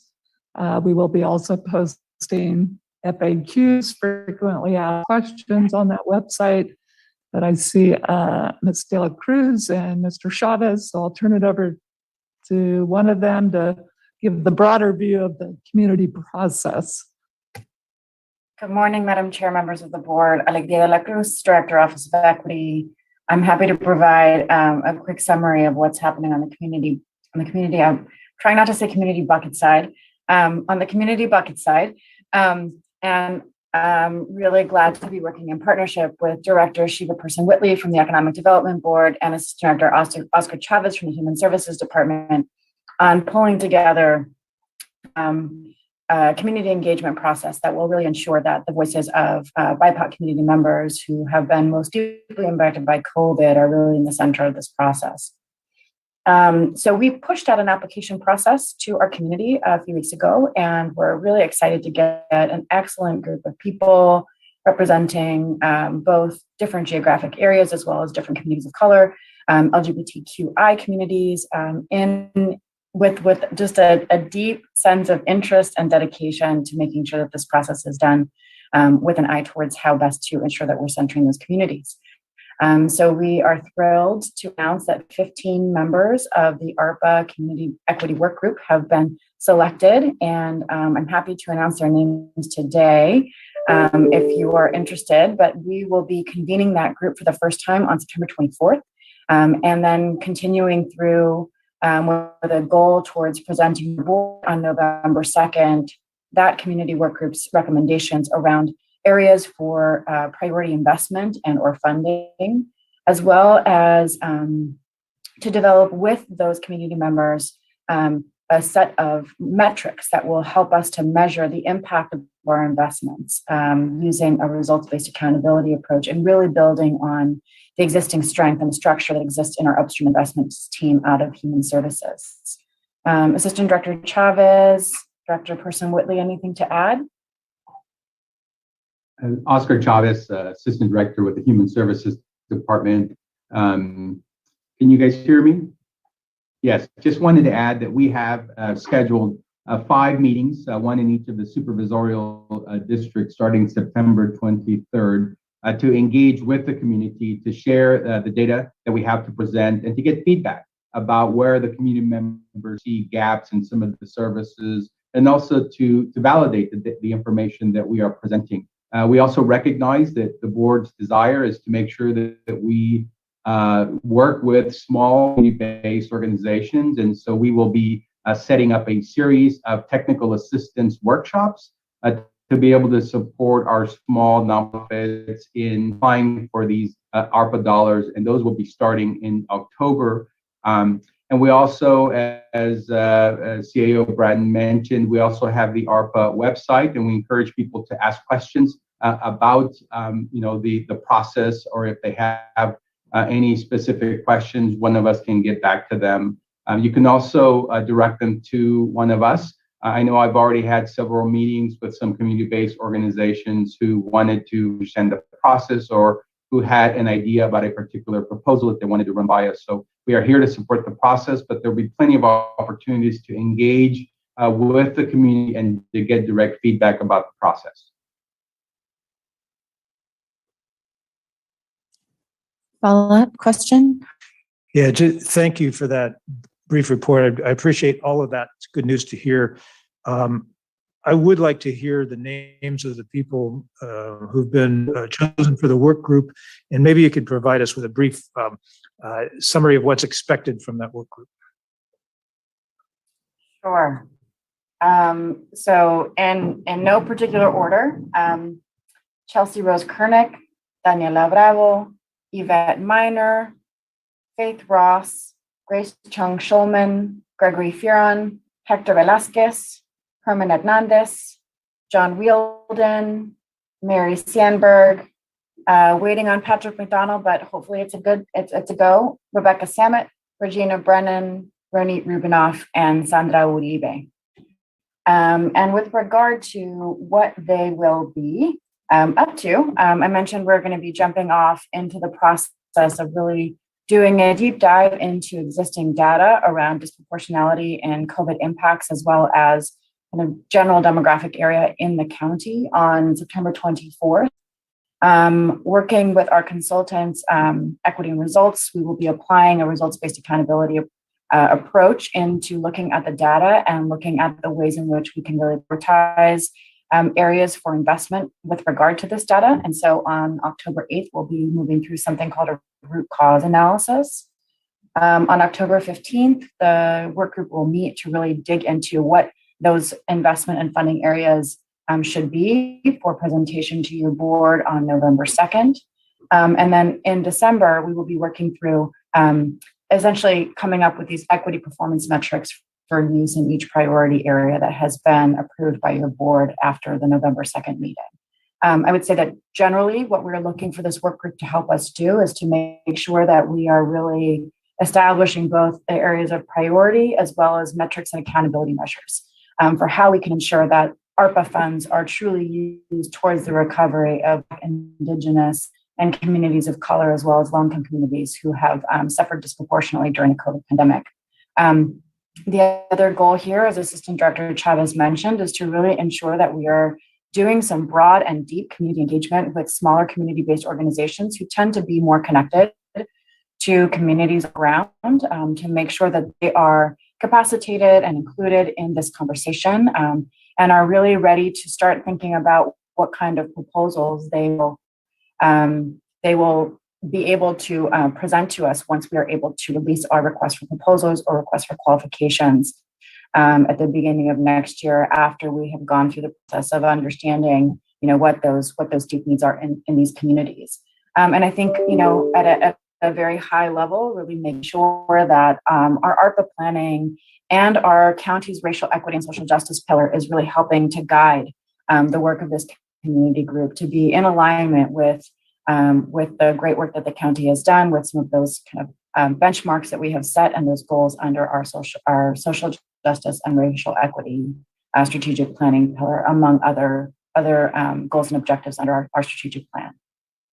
Quick clarification on the list of names that you read off and the subject of an internet meme, G or J? J. Okay, thank you for that clarification. It is important to identify which Herman we are discussing, because there has been confusion in the past. So thank you for that. Supervisor Corsi, other follow-up questions? Other questions? Oh, sorry, CAO Bratton. I just wanted to add to the community discussion on November 2nd, when we come back, we'll also have two reports that EDB is working on. One is Dr. Eiler taking a look at the impact on businesses and how we might be able to support businesses that are still struggling. And then I may have her name wrong, but the Stanford professor, I think Dr. Orozco, Marlene Orozco, I think, is working on a report for us as well. And so we'll have the benefit of those reports in front of us in November. Great. Other questions from my colleague, Supervisor Rabbit? Yeah, no, thank you very much. Thank you for that information on the community panel. I appreciate that. I think, and thank you, staff, for working through and with the presentation, prioritizing really those options that staff recommends for funding. I would hope we would do the same thing on the community side, because I think what the universal truth through all the, whether it was Carissa, ARPA, or CARES Act, was that the needs always are greater than the resources. And so it's fine that we make the final decision, but I'd really like that input to prioritize within that, so that if there's a place that where we need to make the cut, at least we know those things that are above that line outranked those that were below that. And I know where that line will be an important decision. So I just really ask that we truly work hard to prioritize from one through whatever, and provide that information to this board. And I think it would be helpful, as well as understanding the criteria, obviously that went behind that, to really kind of gauge how best to expend these dollars. It doesn't come along often, and we need to make sure that we are getting the biggest bang for the buck. So thank you for all the work. Thank you, Supervisor Gorin. Thank you. First, need to thank Natalie and Peter for the great job that they've performed in organizing the information, and also need to thank our department directors and incredible staff for generating the proposals that we are now in the process of digesting and reviewing. It's going to be really hard. It was hard for you to go through the list of the light green, dark green, and not recommended. It's going to be hard for us as well. An overarching question when we first started talking about this, we said, well, right off the top, we're going to need funding to sustain our COVID effort. Secondly, we're going to look at departmental requests. And then thirdly, we're going to look at community needs. And I think all of the questions previously were really talking about the community needs. But are we still under the assumption that we have target amounts for each of those three broad categories? I see some really expensive proposals coming from the county, like the morgue. And I worry that we're not going to fund the really effective, necessary programs and staff that we need to do at the county and at the community if the departmental requests are enormously expensive and consuming all of the funding. So I guess the question I have is, do we have some target percentages of the funding? And if I may jump in, I think the way we're approaching this and what I'd recommend is that we don't target percentages at this stage, that we let the proposals flow into December so that you're not artificially going to cutting off some proposals. So with that, we've identified the green that we think should flow through to December. In November 2nd, we're going to hear a lot about what the community needs are. And then by December, we'll have some prioritization, I suspect, on the community needs. And then looking at the whole bucket of 76 million in December, that's when the rubber meets the road, and the board can make those decisions at that time.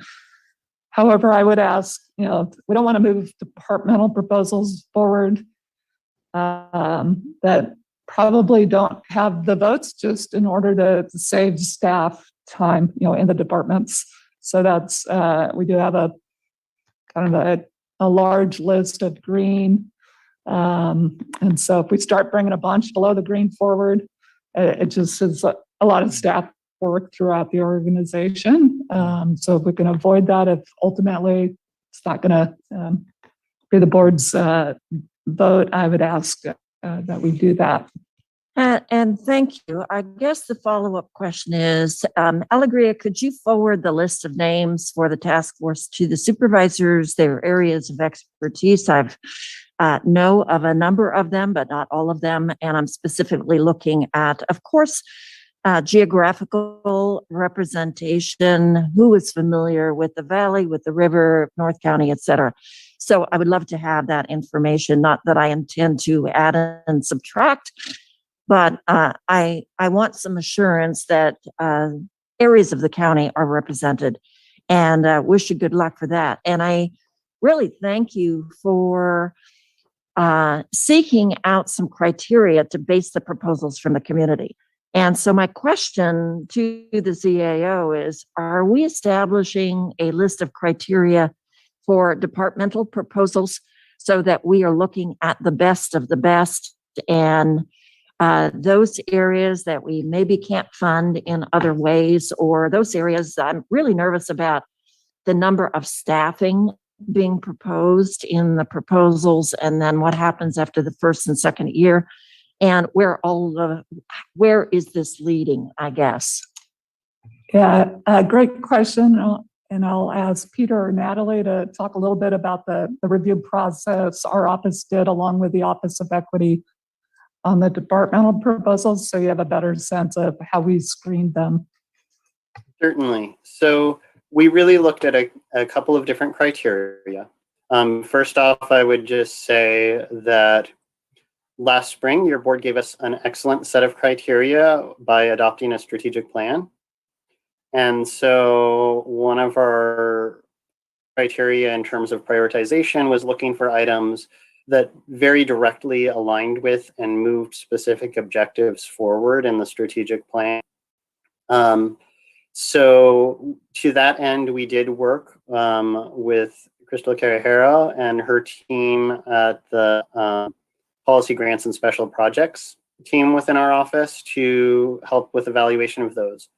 We also, as we noted, ARPA very specifically in the Treasury guidelines has some strong equity language and component, as well as that being one of the pillars in the strategic plan. And so we also worked with Director De La Cruz, and her team helped look at the review and provided impact or input on items that would have a strong impact and aligned there.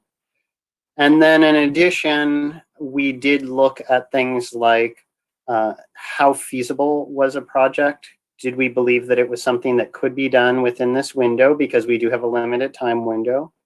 And we did definitely give a strong preference to things that were clearly time-limited projects. So while there are some items that include staffing, a number of items that do include staffing, in most cases that is tied to, and what we have requested is that that's tied to specific projects. So if you need additional staffing for 3 years to do a specific project that will be done at the end of those 3 years, and there's no need for that staffing beyond there, that was allowed.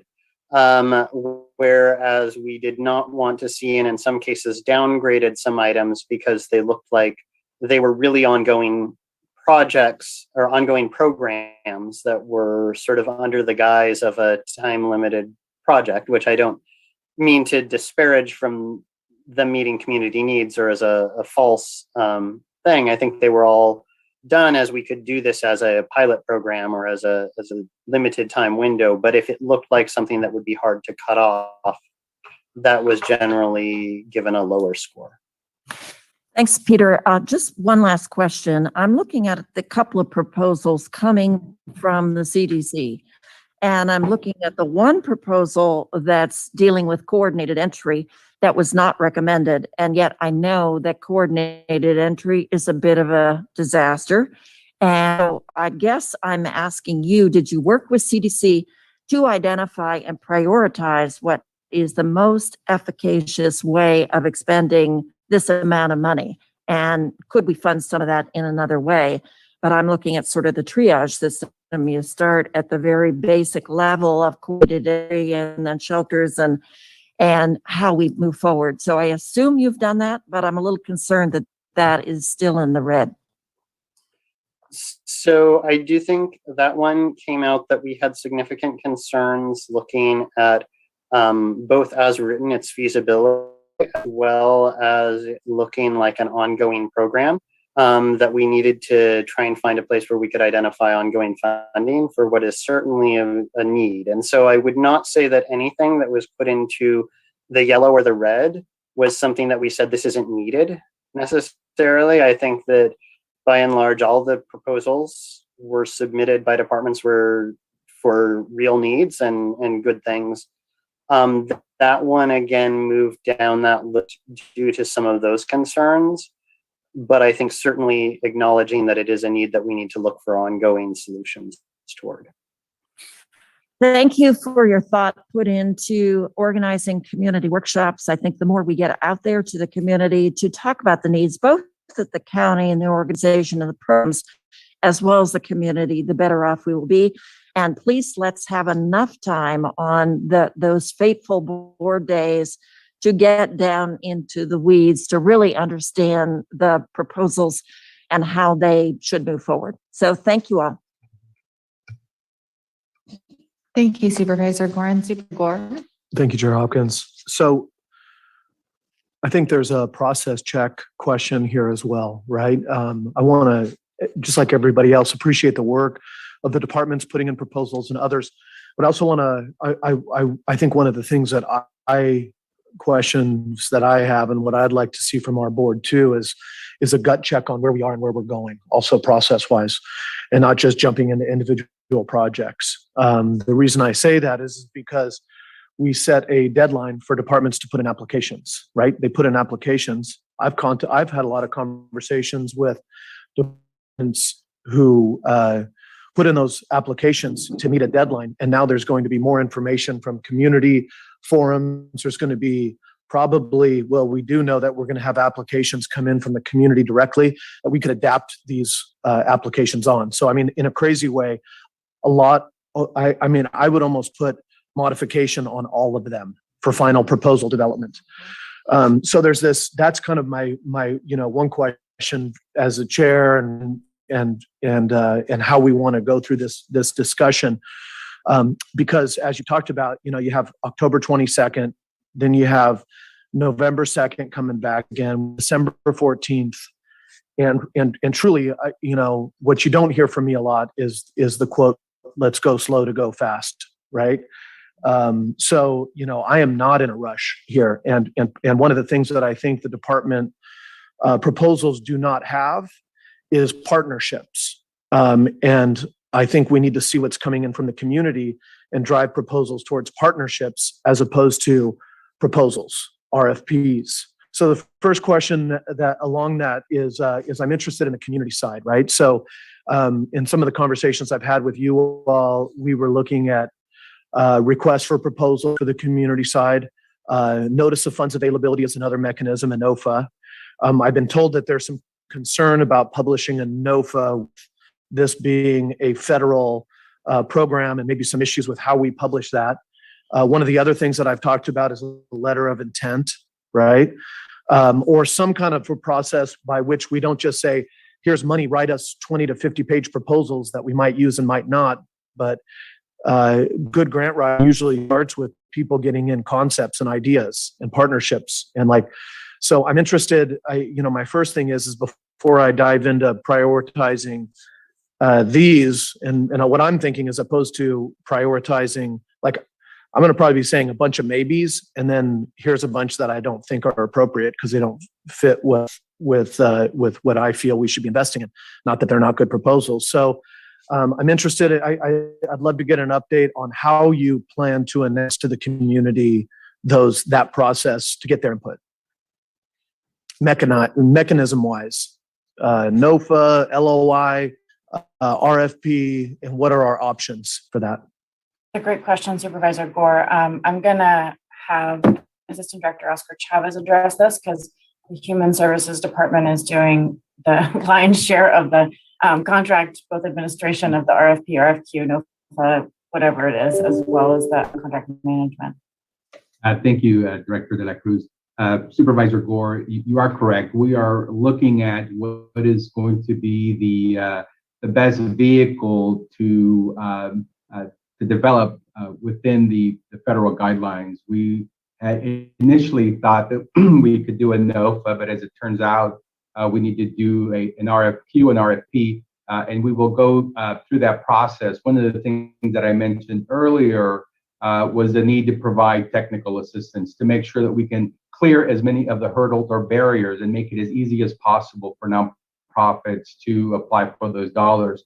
So while those guidelines are not fully fleshed out and developed, we will have those developed here shortly, and we'll be publicizing them and making them a part of our presentation during the community engagement meetings that we will start to have later on this month. Well, I think one of the questions that I have for my colleagues as we get into deliberation is, one thing that I hope we'll consider is, how do we not publish an RFP so that everybody has to spend a ton of time putting together a grant application with financials and with everything when they don't know if we like the concept? You know, I mean, this is a core aspect of what we deal with contracting. And also you talk about technical assistance and other things, is there's a reason that modern day grant programs ask for concepts and give a check-in. Here's give us a proposal that's a 2-page concept paper about what you would put together, as opposed to spend $50,000 in staff time to try and meet a deadline and then be told, no, that's not what we're really looking for. So that's one side, I think, for us as colleagues, for my interest level there. The other side, I would say, is that by separating these between departmental proposals and community proposals, what we're doing is in effect is a lot of these, the vast majority of 90% of them, say for a few, are department proposals, and they say they will work with these community groups, right? And I anticipate what we would see if we didn't connect them together is the community proposals say they will work with these partners in our like health and human services to get services. Personally, I think the other thing for us to consider is if we pull these, what we like, and then pull the concepts together of what we see from the community, especially on the equity side, and drive a process more towards partnership proposals. Like, imagine if we were getting a proposal that was from the COAD with Department of Emergency Management, Health and Equity on emergency management and equity build out, right? That wasn't, here's our department, we're going to consult with these folks, COAD, here's what we want to do to connect those two, but here's an initiative that we're trying to use the capacity in the community and drive it forward, right? So that's just my other question. And I know, I'm asking most of these questions to my board because I think it's important for us to say we have direction, but we also have to look at what we want to see come back in terms of these. And then I think just the final thing for me is really going to be for us is gut checking the things that are on here that are human infrastructure and programs versus built infrastructure. And, you look at the costs, obviously, that are there. And I don't need to, we all know that we've prioritized equity. And so somebody the other day said, well, we should prioritize equitable access. And I say, if we're prioritizing equity, that means we are putting more money into disproportionately affected people, not providing equal access to the table. So I really like these proposals, but I think that many of them have not had a chance to socialize with what might come from the community and have that ability to build more things further. I'll have more comments, but obviously, I think that the other thing that I look at is the Morgan, the Public Health Lab, the GIS mapping, the records digitalization, the sanitation district, some of those in my district, and others as being real built infrastructure projects. And I'm, kind of going through the process of thinking how, if I'm going to prioritize with my vote and advocacy, is people or those projects and building those out under different systems. So thank you. That's kind of a just starting point. Thank you. And I want to start off by just saying thank you so much. I know the tremendous amount of staff work has gone into this, not only from the CAO team and from sort of the equity team that has arisen for the community-based process, but of course also the department heads and staff who worked very hard to throw these proposals forward for our consideration. I was hoping that potentially Alegria and Oscar can provide a little bit of an update to the full board. I did meet with Alegria and Oscar as well as Sheba Person-Whitley yesterday with our CAO, specifically to discuss the Black Hat proposal that was brought forward by leadership from the Black community in Sonoma County, talking about the disproportionate impact of homelessness on the Black community, the overrepresentation that we see, unfortunately, of Black residents in our homeless encampments, and the need to really do something to address systemic injustices, right? And that in many cases were sort of actually, and sort of perpetrated by banks and also sometimes backed, unfortunately, by local policies. And so, talk about how do we unwind that? And kind of what we were getting at in that question was really, to your point, Supervisor Gore, about how does this move forward from an idea to an actual project? And also, when we provide the technical assistance to groups that have been historically underrepresented and historically sort of left out of conversations, to ensure that they have the capacity in order to move forward on fantastic ideas for their community. So I'm just wondering if Alegria and Oscar, if you can share a little bit of our conversation and sort of the path forward for community organizations who have these wonderful proposals and ideas that might need a little bit more support in terms of really fleshing them out and bringing them forward. Thank you, Chairwoman Hopkins. Excellent question. I mean, I think your question here gets to the core of what the power of an equity design process is. And it recognizes the people who are experiencing the challenges are the ones most likely to have the solutions to those challenges. And so that is central to both the creation of the work group and really making sure that those experiences are what comes out that allows us to then set the priorities moving forward. So I think, I would also just share, it's my experience that, as staff in an RFP, RFQ process, a lot of what it is that we are doing, to both your question earlier as well as Supervisor Gore's question around making sure that people don't spend a whole lot of energy putting together proposals that don't hit the mark, but that are really kind of the process of a conversation between institutions and community-based organization partners.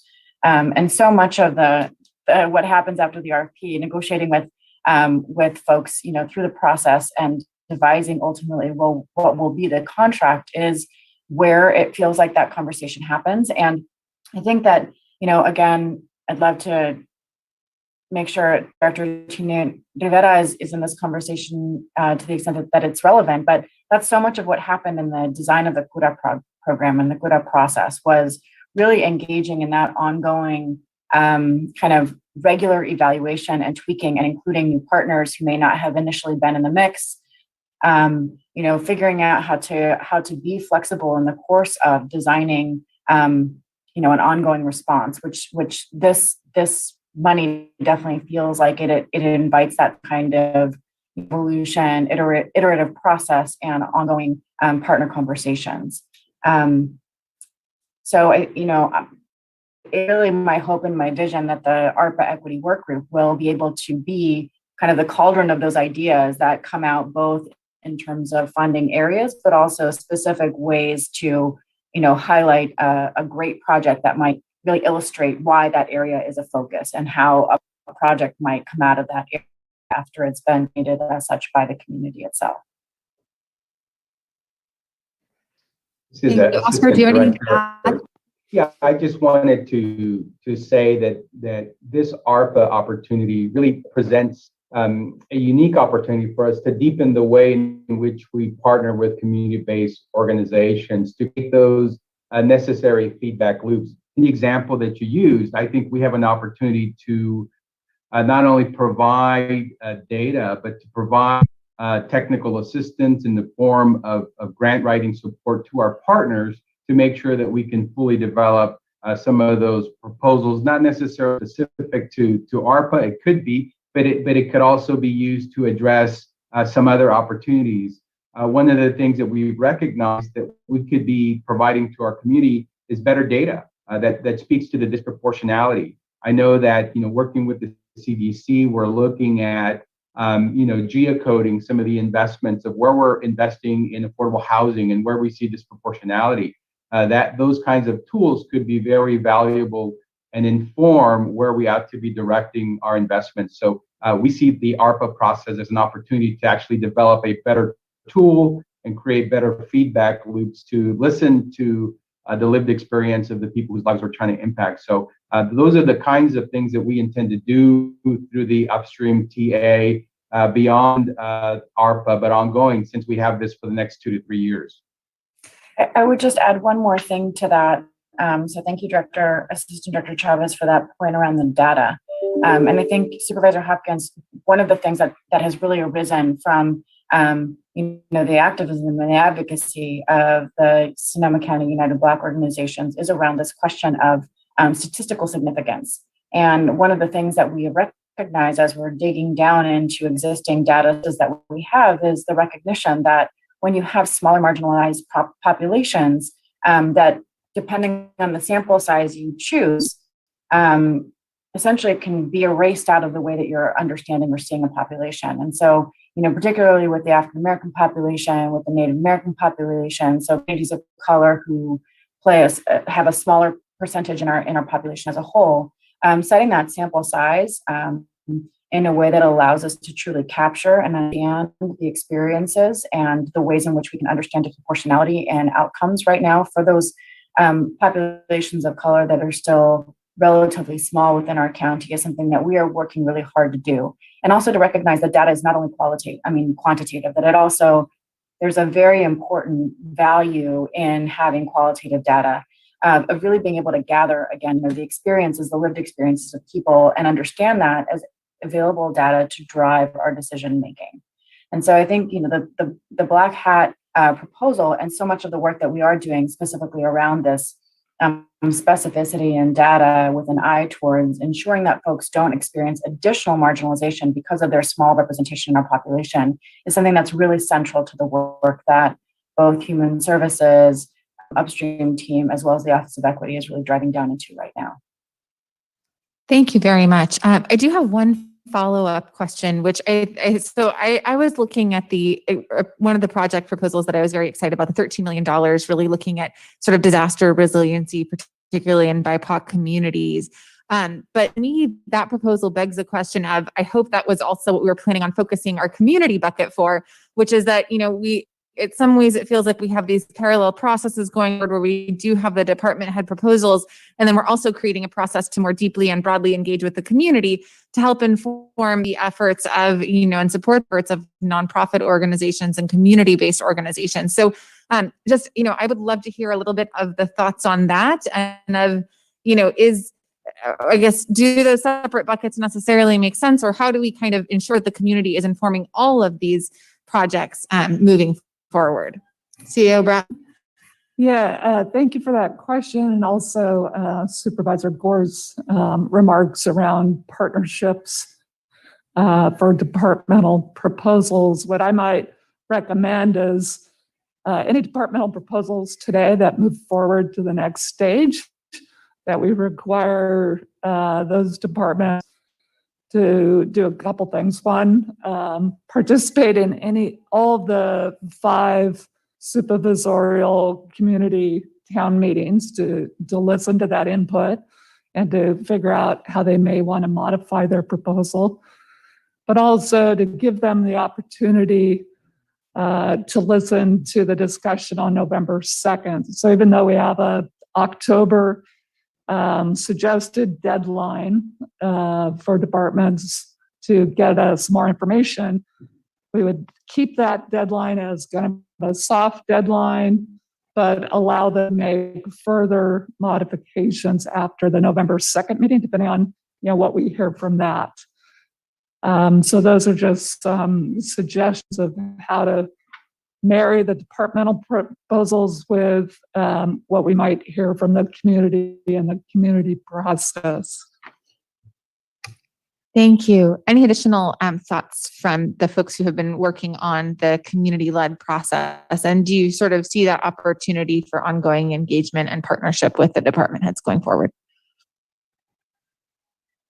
Absolutely. I do think that those supervisorial forums that Human Services is putting together present a really important opportunity. I think the community recommendation, the funding areas certainly should go to inform department areas of focus. And I would also mention that it was a criteria that was used in the process of reviewing department proposals, this question of community partnerships and connections to community based organizations in the further development of the proposal. And so I think the department proposal side went very, very quickly for us at the department level. So I'm going to take my equity hat off and kind of put my department director hat on for a second and recognize that there is again an iterative process that requires and really does kind of militate a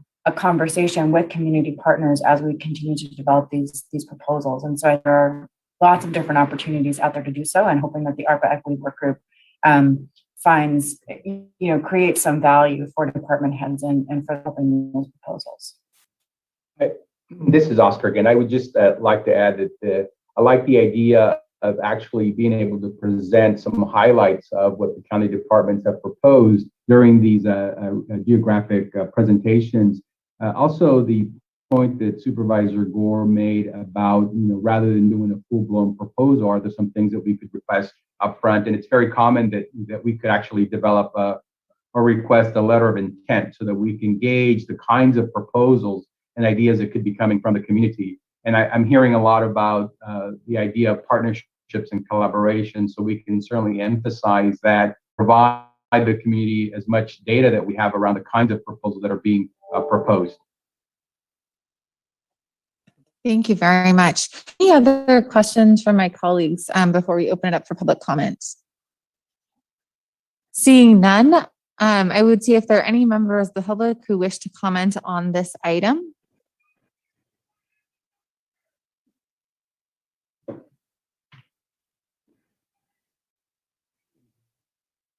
And I wasn't totally sure if that was a no or if that meant that there was someone coming.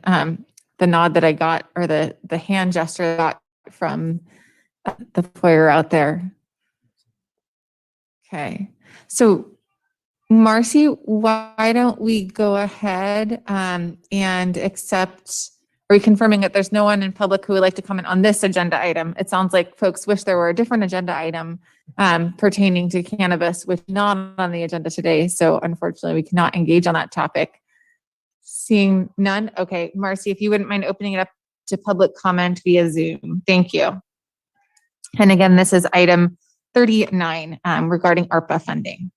Thank you. I do see we have a number of hands raised presently, but again, for anybody who does not have their hand raised in Zoom, if you are hoping to comment on this item, we ask that you please raise your hand using the Zoom application, or press *9 on your phone keypad to raise your hand if you are a phone attendee and wish to comment. And I'll confirm, Chair Hopkins, of the time. Yes, 2 minutes is great. Thank you. Thank you.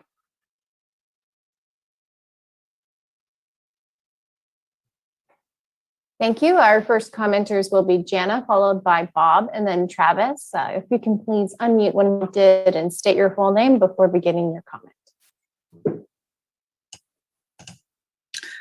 Good morning, everybody. This is Jana Blunt, big surprise, president of SCAU 10-1 Sonoma County chapter, proud employee of the Recorder's Office. A long time ago, St. Joseph's Memorial Hospital had a psychiatric unit on Fulton Road. I was on their staff. The people who found themselves in our care all had one thing in common, and that was trauma. None of us can escape it, but most of us catch a break between major crises. Not everyone's so fortunate. In my position now, I interact with employees at every department. And over the past year, I've begun to really witness familiar post-traumatic behavior, especially those repeatedly called to serve as disaster workers and those who are facing financial hardship due to cut hours. They're agitated, they're hypervigilant, and they're socially isolated. Hazard pay. It exists as an acknowledgement of excessive hardship or dangerous conditions. And as you've sadly acknowledged this morning, when recognizing the loss of Lieutenant Travelstead, who died because he was exposed to COVID-19 in his workplace, your workers have been experiencing both excessive hardship and dangerous working conditions for 4 straight years, just in order to keep our community afloat. Starting today and over the next several weeks, you'll be hearing from many of your workers right here during public comment. I yield my time.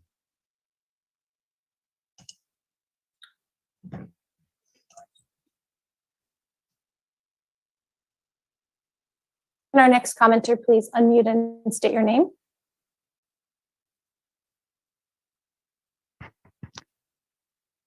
Hi, this is Bob Hamilton.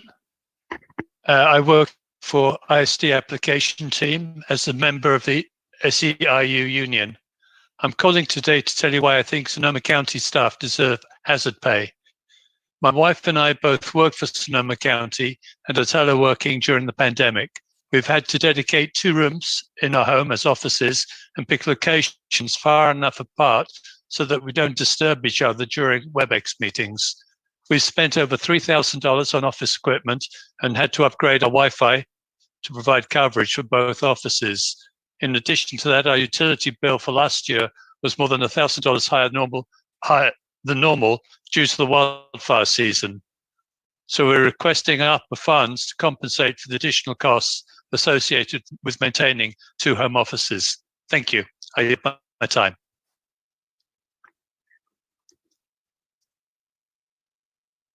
Thank you. For our next commenter, can please unmute and state your name. Good morning. My name is Travis Balzerini. I work for ISD as a senior program analyst, and I'm the SEIU chapter vice president. I'm calling today because your workers deserve hazard pay. Many of our employees reported to work during this COVID pandemic to continue serving the public, risking their lives and the lives of their loved ones. SEIU met and conferred with County HR for close to a year over the effects of COVID. Our employees asked you to recognize the great risk they faced at work and compensate appropriately with hazard pay.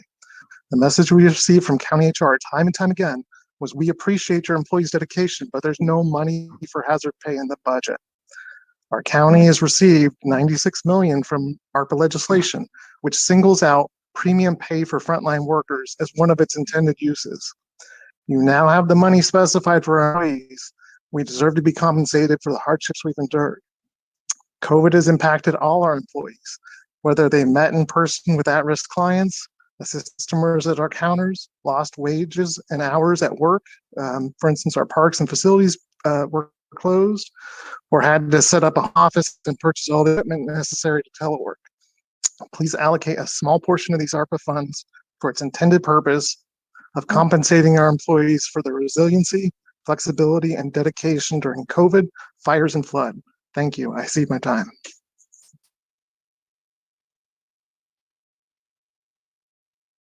Thank you. Our next commenters are Cindy, followed by Hannah, then Jake. If you can please unmute and state your name. Hello, my name is Cindy Vargas. I work at Adult and Aging, and I'm a member of SEIU. This testimonial belongs to one of your extra help employees. I can't afford to lose my job, so I will not reveal my name. When my husband and I learned we were expecting last year, I quit my nursing career to care for our daughter. My husband died of COVID-19 complications shortly after she was born. He missed the vaccine rollout by a matter of weeks. I'm still numb, partly out of survival, but also because my job is to help people survive this disease. It's a drag that leaves me with little strength to process my own feelings when I get home. Hazard pay won't put the pieces of my life back together, but it will help dig me out of the debt I've accrued each time my hours have been cut due to the pandemic. Even Republican-controlled counties are taking care of their essential workers. If deeply red Kern County can act so progressively to shell out over $22 million just to recognize their staff, we know you can do the same. I release my time.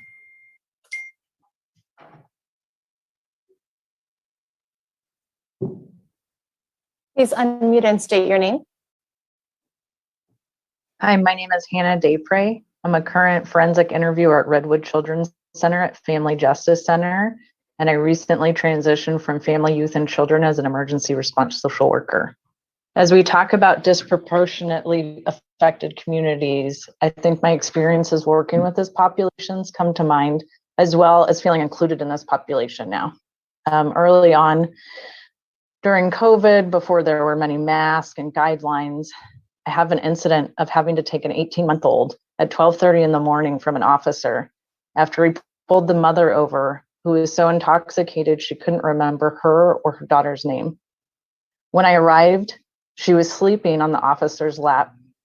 He put her in my car and we drove off to the hospital. She woke up, had no idea who I was, and began screaming. As a parent myself, my heart ached. I had a mask on and she had no idea who I was. I pulled into the hospital, got out, and walked her around outside as she slowly became comforted. She pulled my mask down and put her face on mine.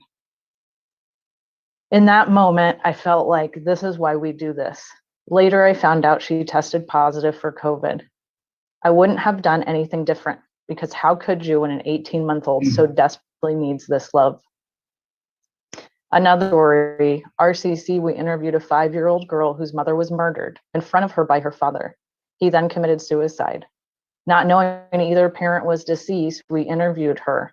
Of course, not on Zoom. Of course, not social distancing, but with great love and great care. We didn't do this for extra money.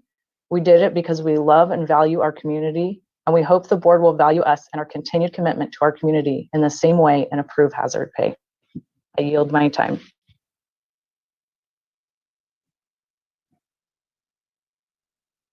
Our next commenters are Jake, followed by Michael, then Debbie. If you can please unmute and state your full names before beginning your comment.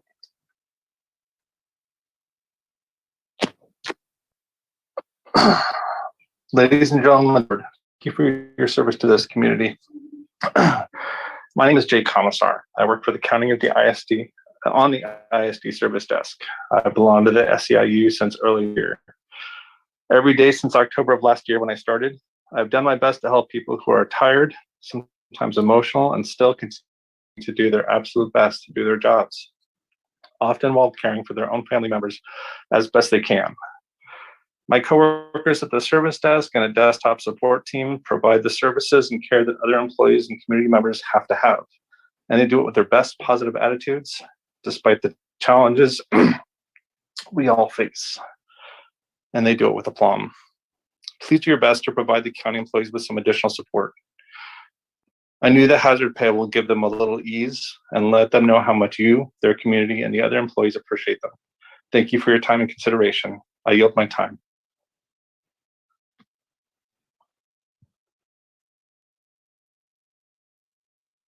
Please unmute and state your name. Hello, my name is Michael Stanford. I work for Regional Parks and Extra Help Park Aid, and I'm also a chapter officer for SEIU Local 1021 here at the county. My coworkers and I experienced verbal abuse when our parks were closed, followed by thousands descending upon our beaches, most not wearing masks or staying 6 feet away. Those of us who are extra help saw our income nearly halved by the closures and safety protocols that limited staffing levels.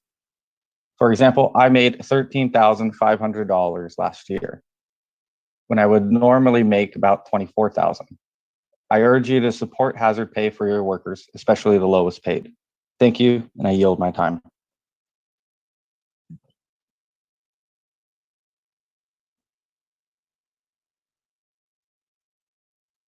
Please unmute and state your name. Hi, good morning. My name is Debbie Steen. I am the Chief Steward at SEIU 1021. I'm also a social worker at Economic Assistance located at Pollen. Through this time, I have heard hundreds of stories like Hannah's. And I want to repeat, we are out in the field, we are in the offices meeting with people. When the pandemic hit and when the fires hit, Human Services stepped up again and worked in the shelters. I worked I was working as a social worker in the office and as a social worker in the shelters, working with people in full mass for 9 to 10 hours a day.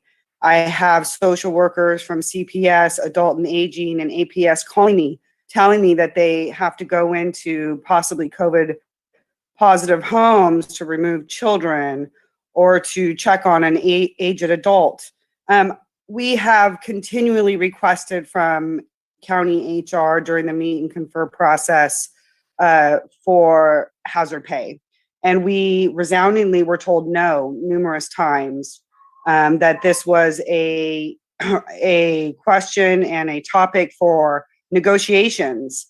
And I feel like at this time we have it on the table for us. We have the opportunity to show these employees who kept the county running some definite attention. So I would appreciate it if you guys would consider this hazard pay and give these employees, these much deserved employees, these amazing social workers, an opportunity to feel needed and respected. I yield my time.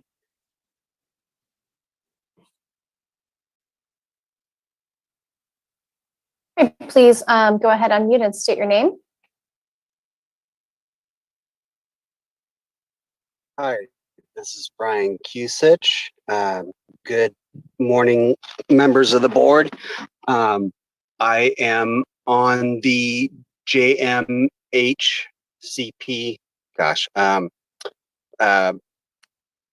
introduction team, and sorry, I am having some trouble here. So I work as a consumer advocate, where where the situation of people who have mental health challenges and are dealing with homelessness did not get equity back when I was struggling with my mental health issues. And it cost the county hundreds of county hours of workers to no effect or no visible effect. And I asked that the it's on tab 22 that you consider pushing the housing and counseling and whatnot forward, because I believe it's going to save money for the county in the future by allowing people with mental health problems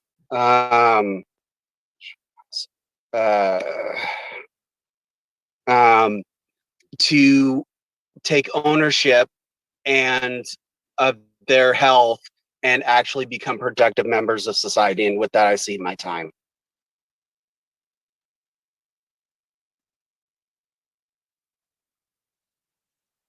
Our next commenters are Cynthia, followed by Adam, and then Kim. If you could please unmute and state your name before beginning your comment. Yes, hi, my name is Cynthia Kalmanson. I'm the chair of the Sonoma County COAD, and I'd like to actually yield to Adam first and then follow him if that's possible.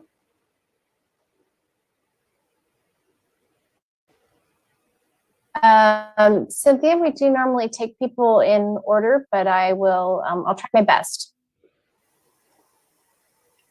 One moment. Thank you so much.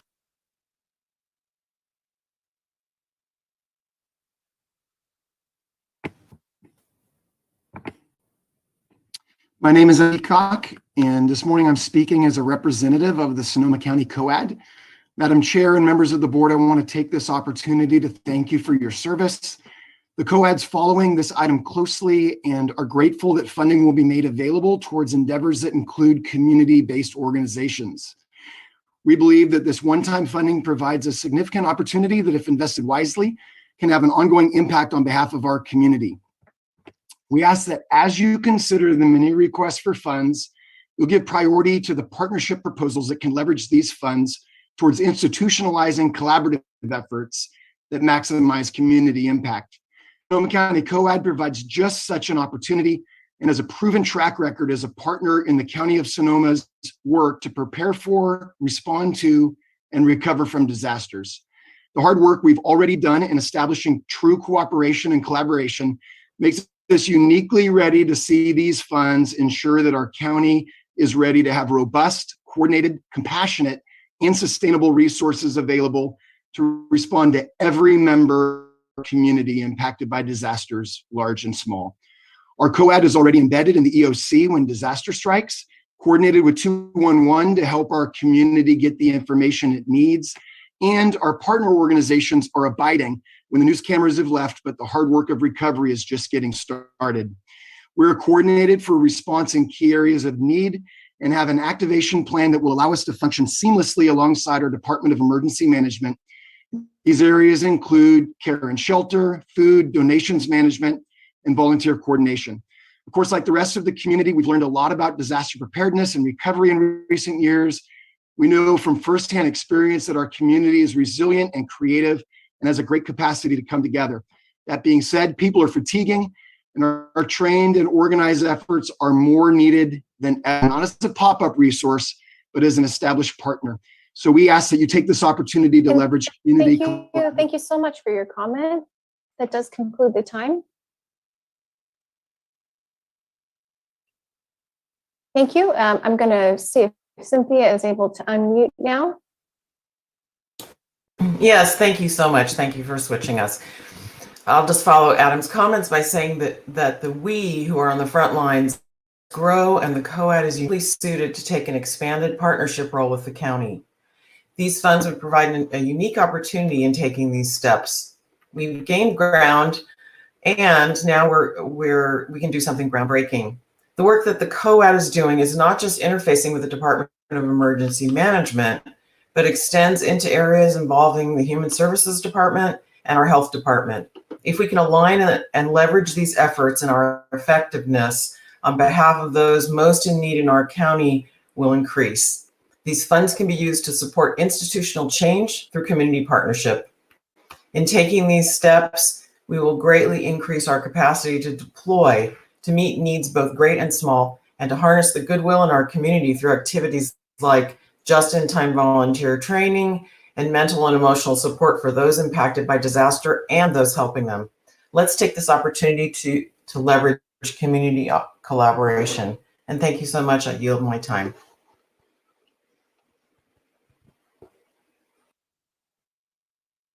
Thank you. Our next commenter, Kim, if you can please unmute and go ahead and state your full name before your comment begins. Hi, can you hear me? Yes. My name is Kimberly McNeil. I work in adult and aging, and I am with the SEIU. I'm a social worker who comes into your parents' homes to ensure they're safe and taken care of. I ensure your disabled babies get the resources they need. I ensure medically compromised individuals are safe and free from harm. We're APS. We're entering homes of our most vulnerable communities to ensure that they're free from abuse and exploitation. We're the veteran services, where our soldiers come in to ensure they have resources and care. We're out there every day putting ourselves in harm's way with COVID, but we don't stop because it's needed, and we want our people to be safe and healthy. We just need you to recognize that every day I put myself at risk so your families and your babies and your parents can stay safely in their homes.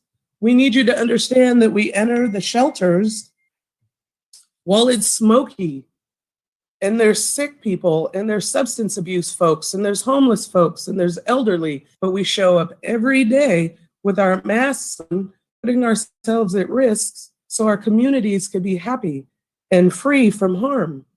Please recognize that we do this because we care. It's needed. I yield my time.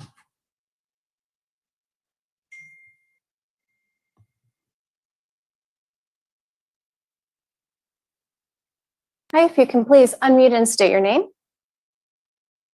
Hi there. My name is Amy Van Leeuwen, and I work for HSD Adult and Aging, and I'm a member of SEIU. I'm calling today to tell you your workers deserve hazard pay. I'm a supervisor at Adult Protective Services. Just like the police and child protective service workers, when a call comes in about a vulnerable elder or dependent adult in our community, a social worker must respond to that person. We remained on call 24/7 during COVID. APS continued making home visits, having face-to-face contact with isolated, bedbound, and nonverbal individuals, bringing groceries or calling ambulances, often needing to be much closer than 6 feet to be heard through masks. We kept demented elders at home after they returned from hospitals that could not keep them. We staffed evacuation shelters in the middle of this epidemic, and we are poised to do so again. We did this when the actual risk to ourselves was unknown, and later when it was known, putting ourselves and our families at risk each day since this outbreak began. Mental health leave has increased significantly among my staff since the outbreak. We ask that you recognize the peril that APS social workers have endured with hazard pay. Thank you, and I cede my time.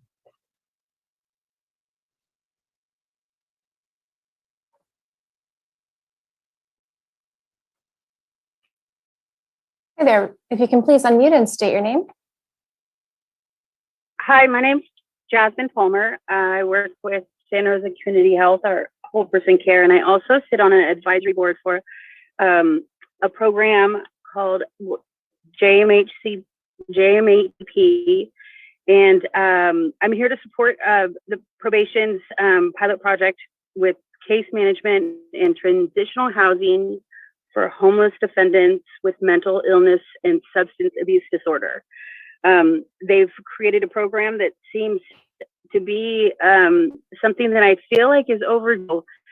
I work out in the field within our homeless population, and I see it, pretty frequently, just the recidivism of, people going in and out of jail that suffer from more severe mental health. And on tab 22, you'll see the proposal with more information, but, it gives the numbers and statistics of, the length of time that people sit in jail longer that have mental health, and so this program, it's created an opportunity that offers supportive housing, management, transportation to court, a lot of wraparound services, and a collaboration with other community partners, which I feel is it's important to have any kind of success when we're working with this population. I do, just from my own personal experience, I sat on this board as a peer support because of my life experience, and I've seen it firsthand. People coming into jail that suffer with mental health, they do. The resources, just their ability to get out of jail quicker it's not always the case. So I feel like this program is really important, and if you guys could consider the funding, it would be great. Thank you.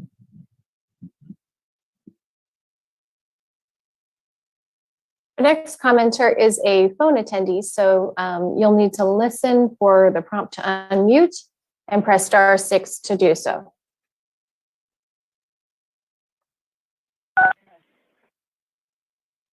Hello, my name is Beth Hennigan. I'm the Executive Director at Interfaith Shelter Network.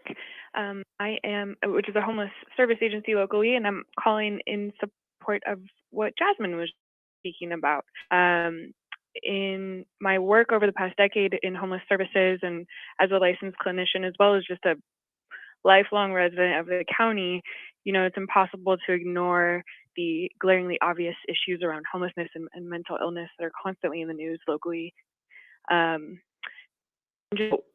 The most vulnerable members of our community are often continuously marginalized and disenfranchised. So we have this really great program, which is this really collaborative effort between our organization, other community-based organizations, the probation department, behavioral health, to really provide solutions to people with serious mental illness and substance use disorders.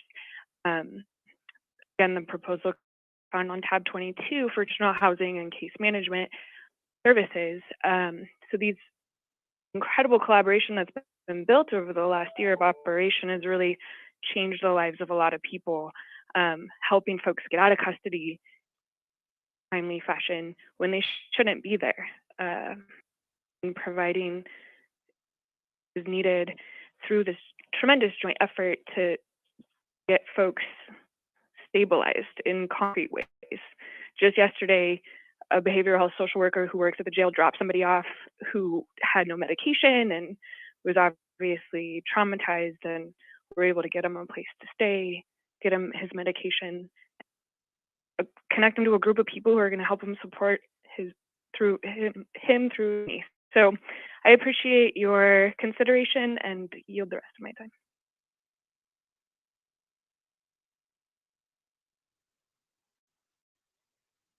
Okay, the next commenters are Paul, Andre, and then Anna. Hello, this is Paul Foster. I'm in the Department of Health Services, and I'm with SEIU. I'm a chapter officer. Good morning, Board of Supervisors, and thank you for getting us out on this. I believe that your staff deserve hazard pay based on all the comments that my previous coworkers have mentioned, and from things that I have seen as far as employees putting their lives on the line, working with the public during this pandemic. I personally have a coworker whose spouse has passed away, and seen the struggles for this coworker, losing a wage earner in the home, and how it's affect the family unit as a whole. Also, just hearing people testing positive and having not being able to go to work, losing time, and so forth, creating an office in their home and such. So based on this, I believe it would be a great, or as far as your employees having stepped up and keeping the community as a whole, keeping Sonoma County tested and trying to prevent any more outbreaks. Please consider that your staff deserves hazard pay. I thank you very much. Bye.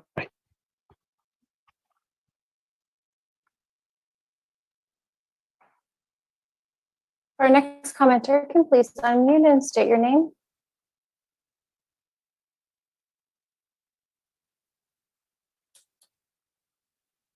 Andre, you should be able to unmute.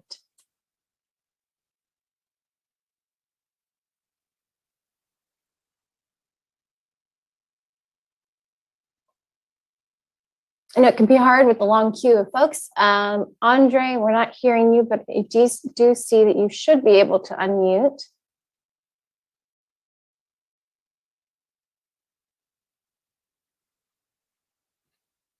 Okay, Andre, I'm going to go to the next person. But again, our agenda does have phone and information on the first pages of today's agenda. You can press *9 when you're in Zoom via phone to raise your hand, or you can email any comments to bos@sonoma-county.org as well. And thank you. Our next commenter, please unmute and state your name. Thank you, Marcy. My name is Ana Lugo, and I want to say thank you to the Board of Supervisors, Chairwoman Hopkins. I want to also show complete and full support for Florence County employees and all that they have to face, and ensuring that equity internally within the county is also taking place. I think that is priority.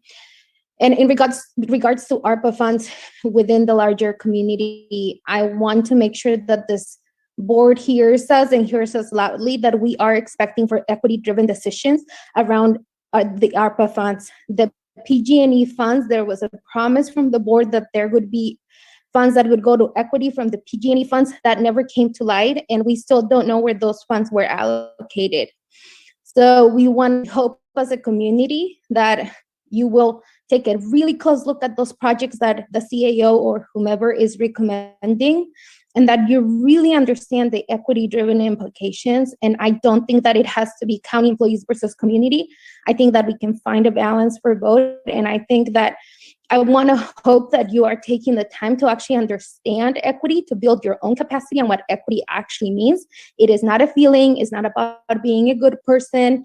It is about ensuring white supremacist structures that are our government, that you start to dismantle those and make them more equitable, so that communities of color and communities that have been historically excluded and underfunded, that they are able to get their needs met. You open this county on the backs of people of color, and you know you did. So it is time that you start funding efforts for people of color so that they can get out of this pandemic without atrocities, which already into our community. So I really hope that you will take a close look and actually make good decisions for this money that you did not make with PG&E. Thank you.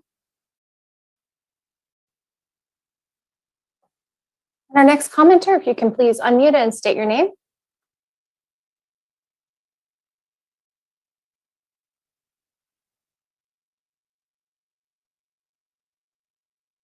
This is for Celeste. Are you able to unmute? I see that you did.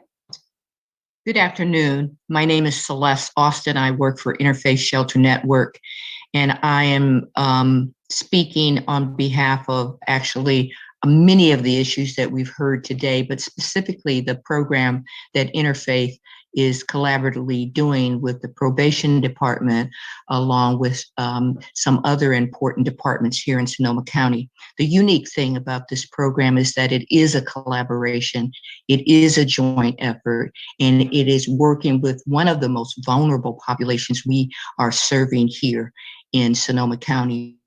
What we know is that there is more of an effort nationally to release people from jail with supervision, with support, with case management, so they don't have to sit in custody while they wait for what can be a very slow system to catch up or to do its job. Therefore, the clients that we're working with, the residents that we're working with, are able to be in a safer environment, which is really important during this time of COVID. They're also receiving case management. And let us be clear that case management is a very important piece of working with individuals. It provides some structure. It provides support. I'm a resource specialist with Interfaith Shelter Network.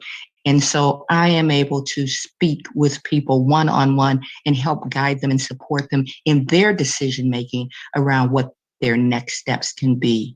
So by being in these very dynamic programs, it encourages and it helps individuals really jump forward in their lives and get to the next step. Because as we know, we're all working very hard, or many of us, in seeing that people are housed and they are going to be in safer living situations. Thank you so much. Thank you. I apologize I didn't give you a warning there. It's a clicking, but thank you for the comment. And Celeste, that did conclude the time, so thank you so much. And our next commenter, if you can please unmute and state your name.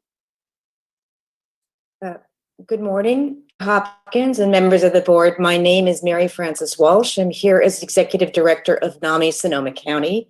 NAMI stands for National Alliance on Mental Illness.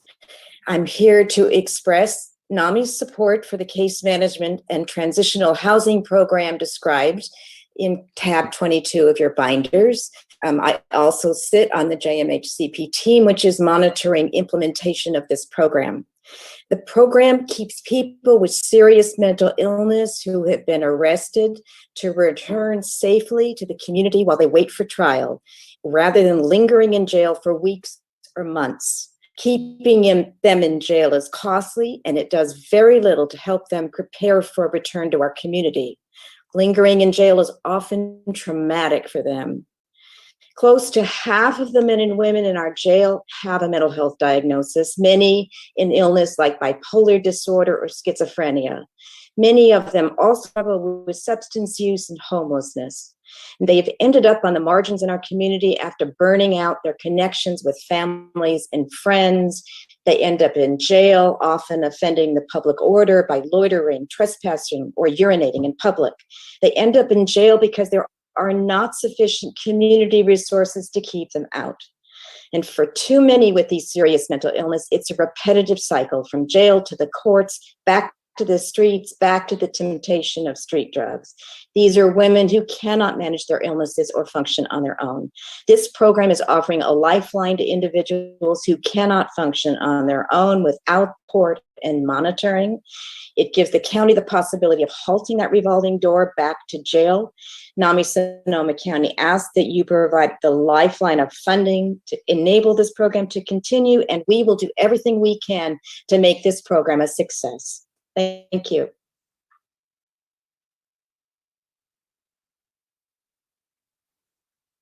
Thank you. I'm just looking briefly.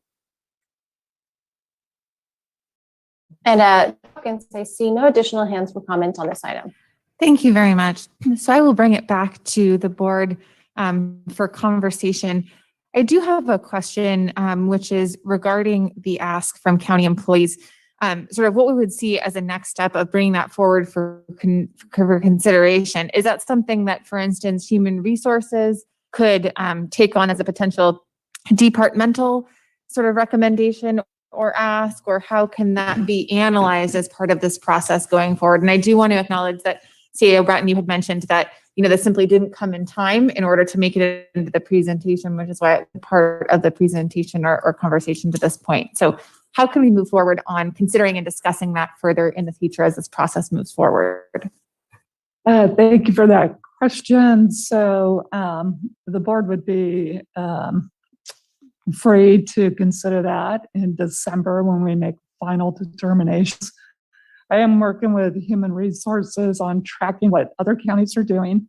And so far, out of 28 counties that we've heard from, only 7 are using ARPA funds for premium pay.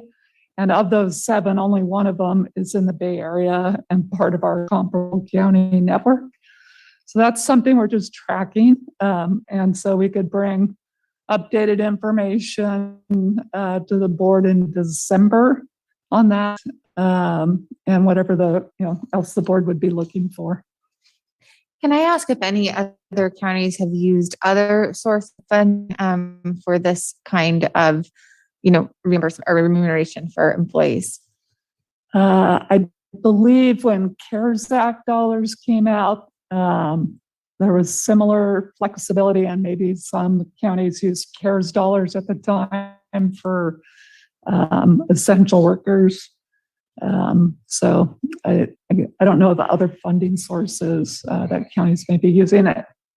I think some counties that are in labor negotiations, trying to complete those contracts, maybe using ARPA funds as an incentive to complete those contracts. As you know, we're in the middle of 4-year contracts. And just finishing the second year, roughly into the 3rd year labor contracts. Thank you very much for that information. Would you be able to provide the information on any of those counties that did use CARES Act dollars, and so we can kind of get a picture of the complete sort of efforts from other counties? Yes, we can bring that to the December meeting. Perfect. Thank you very much. Other questions on that, Supervisor Rabbit? Well, I very much appreciate that, and I appreciate you bringing that back. Would it be too much to ask if we could also look at cities? Because I know the city of Petaluma, I believe the city of Petaluma has done something similar, and it would be nice to know within our own, certainly our own county or the North Bay, the Bay Area in general, who's moved in that direction. And then I'm not sure if the price that was put out, or the figure of 5.2 million, was the 1,500 times 2 for every employee, or if we're just talking about those that were required to be at a workplace as opposed to those who just work remotely. So, Peter, you can correct me if I'm wrong, but the 12 million number was based on $3,000 per employee total. I think 1,500 over 2 years. And that was for all employees. That, I believe, is the request that came in from the union. Great, thank you. Other questions on that topic before we bring it back for general deliberation? Supervisor Just, I Boyd? look forward to reviewing it. I mean, I think the other thing is a question, and obviously a lot of this stuff ties in with HR and how we pursue discussions with labor. But at the same time, this is a dollar request and allocation. I think there's other things that I've heard about, which deals with vacation time or other things. And so I just hope that the county administrator can come back with some options and some ideas about what we're seeing and what we're doing. I definitely want to honor our folks, not just in name only, but also figure out how we do what's right. But I don't know what that is yet. Thank you. Thank you very much. So now we are going to launch into sort of deliberations in terms of what we want to carry forward. I would sort of first ask my colleagues, do we want to actually go kind of project by project, or do we just want to sort of say, we're going to move forward all green and all, was it yellow or cream, whatever that second tier was, and not the red, or do we want to actually kind of go in and go line item by line item? I just sort of speaking personally, I think that it'll be good to consider the whole world of opportunities to invest in. as we move along in this process. I don't know, thoughts from my colleagues. Supervisor Corsi? Well, you've given us a tough job, but I think what you're asking us to do is to actually make your job easier going forward and everyone's job easier going forward by having an idea of which of these are going to survive and which are probably not. So I have comments on many of these, definitely in the recommended and recommended with modifications, but a few of the others as well. And so if you wanted, I think that's what staff is asking for at this point. And I guess my concern is that if we really get into project by project, we haven't actually had the community engagement process yet, that we're not able to sort of make a decision that's been informed by the community work that's going forward. So I don't know how folks feel. I mean, should we take this item by item? I have a lot of questions and I have a lot of comments, but I also honestly don't want to get ahead of the community.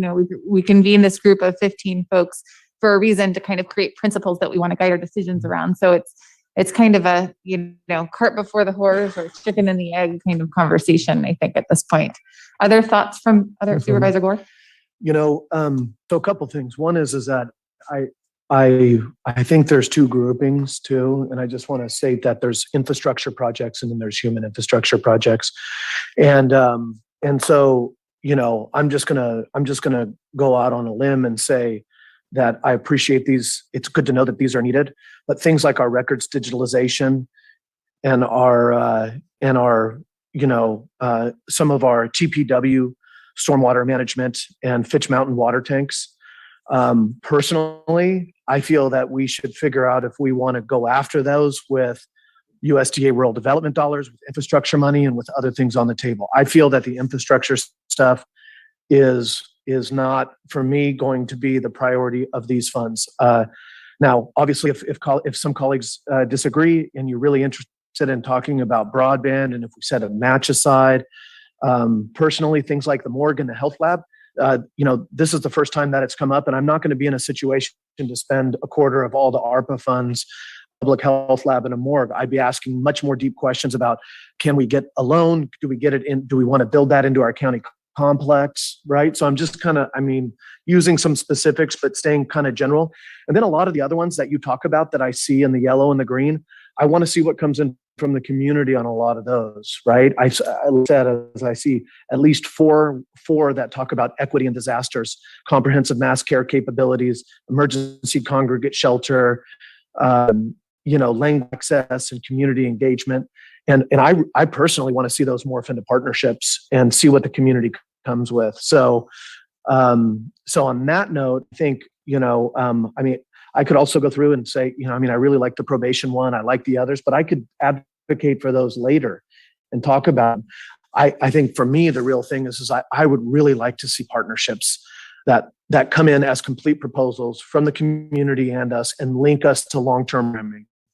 If we go out and we do equity, where are the FQHCs, and making sure that that's a home for health long-term, because we know that's the indigent care home in our community. And things like, and how do those folks who we engage with access health and human services programs and CDC programs long term? So, those are the kind of things I'm more interested in diving into specific proposals. Thank you for that feedback. Supervisor Rabbit or Gorin? Well, I want to do a time check. Here it is, 11:45. We have another item on our agenda. I'm was unprepared for actually going through and saying, I want this. I think I'm still fluid about the proposals. I think a lot of the proposals should be scaled down and really get into detail about what the proposals would mean over what's really important for the county. And I appreciate Natalie and Peter's first stab at prioritization, but there's still, we could probably shave 10% off of each of these proposals and then have more money available for the community or other proposals. So like Supervisor Gore, I'm interested in saying, okay, which of these proposals could be combined or working with the community And so I see that we need longer time to go through these and maybe make some suggestions on what to combine, what to think about and moving forward. And I like the idea of maybe combining the public health lab with something else happening on the county campus as we move forward with that. Is it really costs $27 million for the new Morgan Public Health Lab? So, and that's probably a third of what we may consider. So I'm anxious to hear from my colleagues, but my mind is still fluid on this. Supervisor Rabbit? I appreciate staff's work, and I appreciate bringing forward the kind of priorities from the county's perspective. I think for us, the big question is, how much of these dollars are we investing in human infrastructure versus capital infrastructure? Yeah. And it's been a strange year in terms of, quite frankly, had a lot of one-time funds available for the first time in decades, undoubtedly, maybe even longer. And then how do you actually spend those dollars wisely within the impacts that we've experienced this particular year, and how can we really leverage those dollars and get the biggest bang for the buck to make the biggest difference going forward? Obviously, I'd like a longer discussion. I think I know the importance of the Morgan Public Health Lab. We all know that we have Sinead for sale. I'm not sure when it's supposed to close. There's going to be proceeds from that. Maybe that gets played to what we do with this figure, but we're going to have to, that's a service that the county needs to require, whether it comes out of these funds, whether it comes out of some funds. I don't think any of us really care in that regard. But what's the reality of that moving forward? And I guess it's the same discussion really on the county government center kind of thing, and debt payment and those kind of things. I do think that some of these I'm very excited about, and the ability to really go after some things that we know that we have shortcomings in the county on the human infrastructure side. But I think for us, it's really trying to decide if are we shying away at all or totally from the capital and only going to that human investment side, or are we splitting the difference somewhere? I want to be strategic about it, and I want us to make sure that we leverage those dollars, look at all options available going forward. But I do appreciate the work. I would be, through today's discussion, I did think that we were probably going to take these, now go to the community. The reality is, if you tally up the first two shades of green, we have a little under $12 million, quote unquote, left.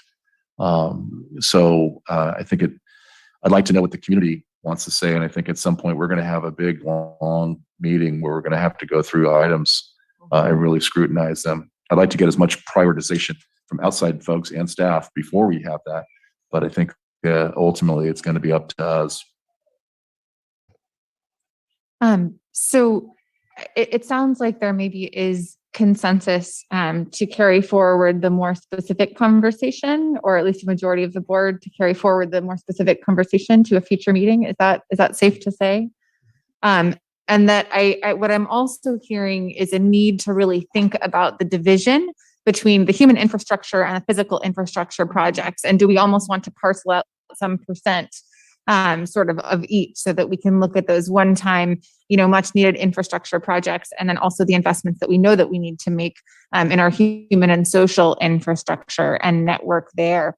I personally really think that it is so important to hear from the community and to move forward with those district, town halls, to move forward with the sort of, ignition of the community-based process, really before we start to have those line item conversations, because some of these proposals may well address those needs that, arise, and that may help inform our line by line decision making as we go forward. I would also, one request that I would have to see if I have the support of my colleagues would be, what other potential funding resources might be available for infrastructure projects in particular. I feel like we do have untapped resources in terms of USDA rural development dollars. Are there opportunities through the infrastructure bill, sort of looking at a federal level to pull down some of that money? Because if we can get one of those projects, whether it's, Fitch Mountain or Freestone or whatever small project, filled through some other fashion, then of course, let's do that rather than taking our flexible ARPA dollars that really, I think, gives us an opportunity to make investments that we might not otherwise be able to make through other means. So do we have sort of support in terms of an investigation of other potential funding sources? Supervisor Corsi and then Supervisor Florin. Yeah, so let's look at other funding sources for sure. I just want to, I know we're not going to make some decisions here today, but I want to add my voice to the human infrastructure versus capital infrastructure projects. I feel like we're in a triage situation here, and the operative words for me, as I'm looking at how to triage, are that that I want to use this money to address disproportionate public health and economic impacts in the community.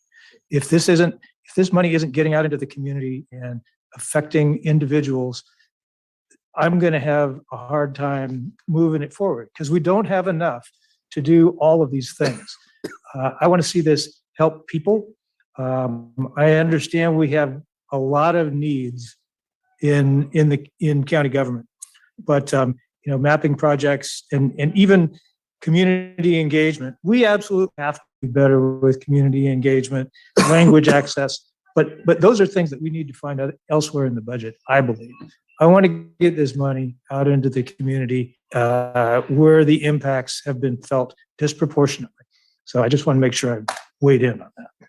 Thank you, Supervisor Corsi. Supervisor Gorin and then Supervisor Gorin. I think that's important to look for alternative sources of funding. We sort of have an infrastructure bill coming forward. Let's see what's included in that.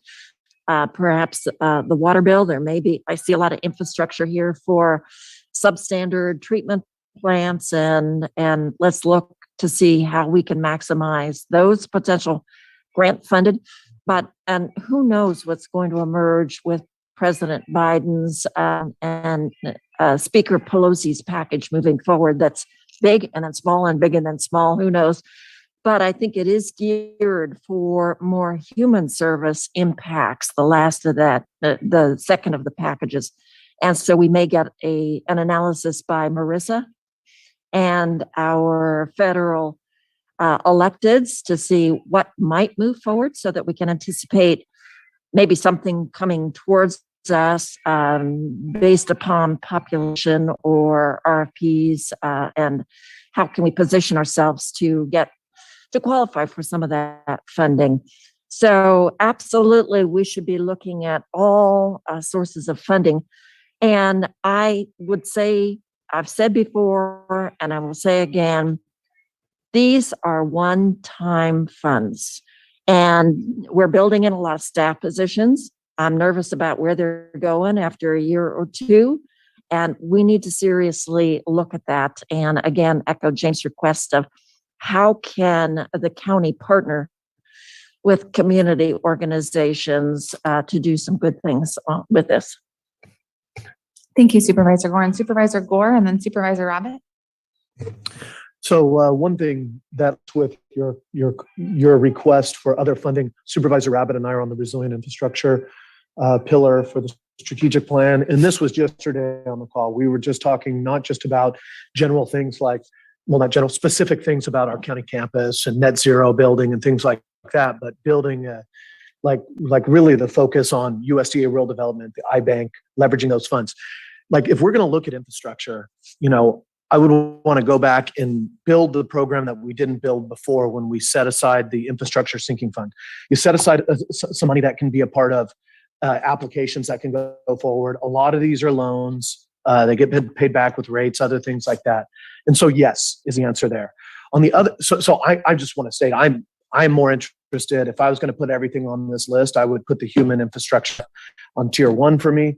I would put the infrastructure stuff, the built infrastructure, on tier 2. That would be that's how I would do it coming out of today, because that's where I feel like the impacts in our equity world need to be focused. But the other side of it, like you said too, is I really like is so when we get to this point is, I think we need to make sure that we follow up on this conversation. And I had the question for Oscar about, when you go out to the community, and this is for the board too, is people, are they going to develop full proposals? Or are we going to do a letter of interest or a letter of intent so that we can get the concepts in? So that, because I'd like to also have community members look at these proposals and say, I could make it better. I'm going to reach out to this department and I want to partner with them. I see this in emergency management or vice versa. So I don't know if is that okay if I ask that question? If we could do a letter of intent and then or interest process instead of making people develop full proposals right off the bat? Yes, Oscar Chavez, Assistant Director. We can certainly develop a letter of intent and put it out and still provide sufficient time for community-based organizations to submit proposals. We can also share what the county has provided in terms of the proposals at the district meetings that we intend to have starting September 23rd. Yeah. Okay. So, I mean, that for me, that's enough. I mean, I like what you're talking about with infrastructure. I think that needs to be a different discussion than the direct ARPA funds for me. It has to be a sidebar. Supervisor Rabbit. I just want to, again, I know everyone knows this. I think maybe if there's a way for staff to document within these lists, I mean, we're always looking for other sources of funds. I mean, it's obvious a given. It's not too often that you get a chunk of this size handed to you, that there may be a $3 or $5 million grant for, one or maybe even several of these projects, but chances of getting any thing over the finish line outside of waiting years is probably slim. So those things that are must have versus nice to have, the total project cost, the other sources of revenue that can be put towards that would be good to know. And I think, again, I think that purposely has wide flexibility because part of what the mission is, as I understand it through the other bodies that I serve on and spending the dollars, is to also improve everyone's lot going forward, including new systems within government. So I don't think we should shy away from that necessarily. And I think that, again, the needs will always outpace the resources. We just need to be very strategic and understand what we need to do and what the opportunities are when the needs are going to come forward. Again, the time frame on the morgue and public health lab is probably sooner than we would all like, given the fact that it's such a large number. Thank you. And I would like to add my voice to my colleagues in prioritizing human infrastructure. But maybe it's the English major in me. I also want to say it's not all one thing or the other. And actually, sometimes physical infrastructure is needed in order to accomplish sort of that human infrastructure need. And so, to be totally candid, right, I represent some constituents who don't have access to drinking water, who don't have access to an ability to treat their own wastewater in a way that protects the environment. All of us have constituents who sometimes don't have access to clean air. The local air districts are looking at how, and I've actually had conversations with our local tenants union about how do we get air purifiers in the homes of folks who can't actually afford that.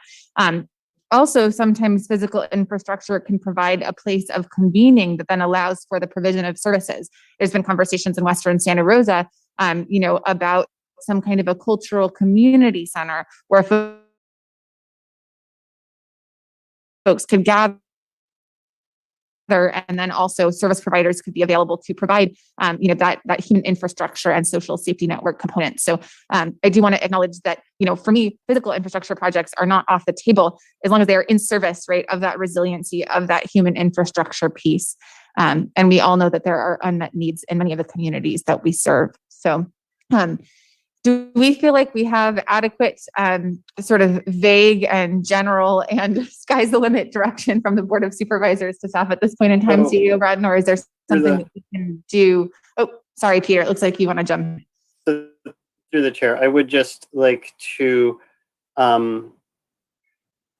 think about how this impacts the broader program going forward. So we had intended that all the proposals moving forward would complete another and longer. In a sense, this was kind of that first letter of intent section of the proposals, and that going forward, we would have them complete a fuller proposal. And so I'm wondering if we want to change that process. Perhaps that involves putting some sort of evaluation of departmental proposals at the community meetings going forward. I'm not sure that there's time for that, and I haven't spoken to the people who are running those to understand, but figuring out a way to get that more directly into the community process. But whether we do still want to see these much longer and more detailed proposals that will commit sort of hundreds of hours of staff time to developing each of these going forward, or whether if that is the case and we still want that longer and more full set of proposals, we can and still at least narrow out some of this list. And if I may recommend that we leave the department proposals as they are today, that we don't ask departments to do further work other than we'll work with Oscar and the team to see if we can incorporate the information as part of the community meeting so we can start to get some community feedback. I think what it means for December, frankly, is there's not going to be the specificity that we'd normally like to see out of our office so that, we're able to make recommendations. But I think, the community piece of this isn't going to have that detail either. So the board may not be comfortable in December, addressing detailed projects from departments and not yet having, projects from communities, but instead, need areas. So it may work out okay. But I just think we need to, as Supervisor Gore suggested, maybe we need to slow it down to go fast. I think is that the way to say it, and manage expectations that the December meeting may not be a line by line approval of projects, whether it's department projects or community projects. But that I think November 2nd is our next meeting to talk about the community side. And we can have this available as part of that discussion, and we'll see where the board's prepared to go on November 2nd. I would just sort of like to echo a point that Supervisor Gore made, which is, for me, I would really love to see from the departments that opportunity to bring community partners on board or to go out and hear from the community that this actually meets the need in the community. And so I love, Peter, your idea of potentially incorporating some of these into community things. But, to me, that's, I think, what I'm not sort of hearing here is how does this meet a need that has been lifted up by the community, identified by the community as a priority. So I don't know if other folks would support kind of trying to get community input on the department head proposals. I honestly like to have that more than I would like to have to CAO Bratton's point, more details about the proposals, right? Is this reflective and indicative of what the community needs in order to be resilient from COVID-19 and other disasters moving forward? So any other, Supervisor Corsi and then Supervisor Gore? Yeah, I would just suggest to staff that you help folks out through technical assistance on some of these applications that include pointing them to staff generated proposals that they may align with and help them figure that out. Supervisor Gore? Yeah, taking these ideas, these concepts, socializing them, having partnership discussions, potentially those morphing, right? And even other projects coming up with ideas that are private-public partnership, all that is okay to me. That's not only okay, I think that should be the design, right? So not departments funded, but saying we're going to work with community members, but them not funded to do their work, right?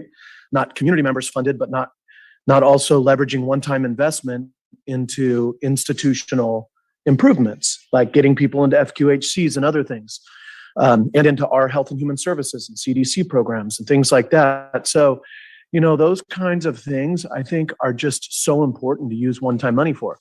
There's a couple things on here, though, that I think show good examples. I'll say the probation department one comes out of, it has Boys and Girls Club signed on. It has Homes for Homeless. It has other things. And I'm not saying it's done, but I like to see that. On the other side, I see the need to develop a community engagement system, which is something that we have all asked for, right? That could empower this process and others.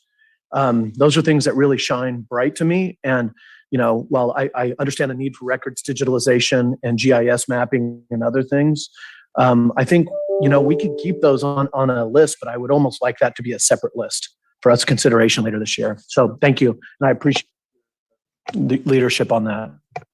Thank you. Other comments from members of the board? All right.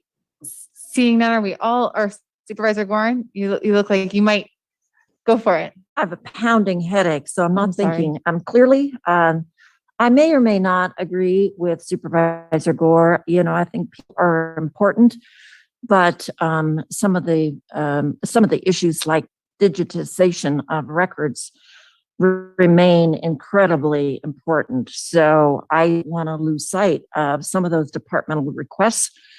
Thank you, Supervisor Corsi, for helping to move the archives, but Permit Sonoma is adding daily to those archives. So we need to grapple with all of that collectively on preserving those records and other things. I don't want to go through the specifics of each proposal, but there is merit in everything in our binders. Thank you very much for that. So just looking at CEO Bratton and the team on the screen, do you feel like there's sort of a common understanding now of next steps and the path forward heading towards December? I'll let Peter, do you have any questions? I think we have a general idea of where to go next and some of the work that we'll be suggesting to departments to improve their conceptual proposals in terms of other funding sources and partnerships. Peter, is there anything else you need at this point? So I think that what we do have going forward is that we will be working with the community team to get some version of these proposals in front of the community for their input. Obviously, I can tell you in advance that things that benefit a small place, like say a small water system, are not going to score well because only a few people care a lot about it and lots of people won't. But I think that we can get those certainly in front. We will not be developing the sort of full extended proposal second round that we were looking at. Rather, we will be combining it with that. We will be encouraging departments and the community to look for where there are those synergies and where the needs may align, such that the departments are focusing on their partnerships with the community and the communities are focusing on, are thinking of places where they may be better served working with a department, providing services already, rather than sort of starting their own version of that. When we return in November, we will certainly look at those community funding areas. That may include some discussion at that point of how some of these proposals fit within those. And then in December, we will get to that next round of prioritization of looking at how we distribute this money going forward, although it may be a little bit less complete of a straight distribution of that funding than maybe we had initially anticipated. And so there may end up being an extra step after that December meeting. Does that sound like the summary of what I've heard? Yes, I'm looking at my colleagues and yes, we're seeing nodding heads. So thank you very much, Peter, for that. Great. So with that, I think we will draw this item to a conclusion. And before we go to our next item, do a little time check because it is noon and we haven't had a break in a few hours. So I think it would be a good time to take a break. Do we want to sort of do the micro enterprise home kitchen operations before or after lunch? Would it make sense to sort of adjourn into closed session and do lunch and then we can do MECO after? Okay, great. All right, so why don't we go ahead and we will actually postpone item 40, which is the micro enterprise home kitchen operations, to the afternoon, which means that we'll be heading into closed session, items 41 and 42 today on the closed session calendar. So I would ask if there are any members of the public who wish to comment on the closed session at this point in time. Seeing none. Marcy, do we have anyone from Zoom who would like to participate in closed session calendar public comment? Thank you. If anyone in the Zoom meeting would like to comment on the closed session calendar items, please raise your hand in the Zoom or press *9 if you are a phone attendee.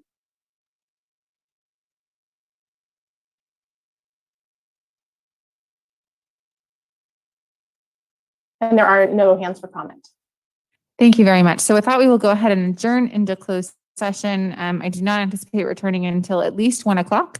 So 1:15, we'll see how the closed session calendar goes, and we will convene in closed session after a maybe 10-minute break to go take a bio break. Thanks, everyone. Take care.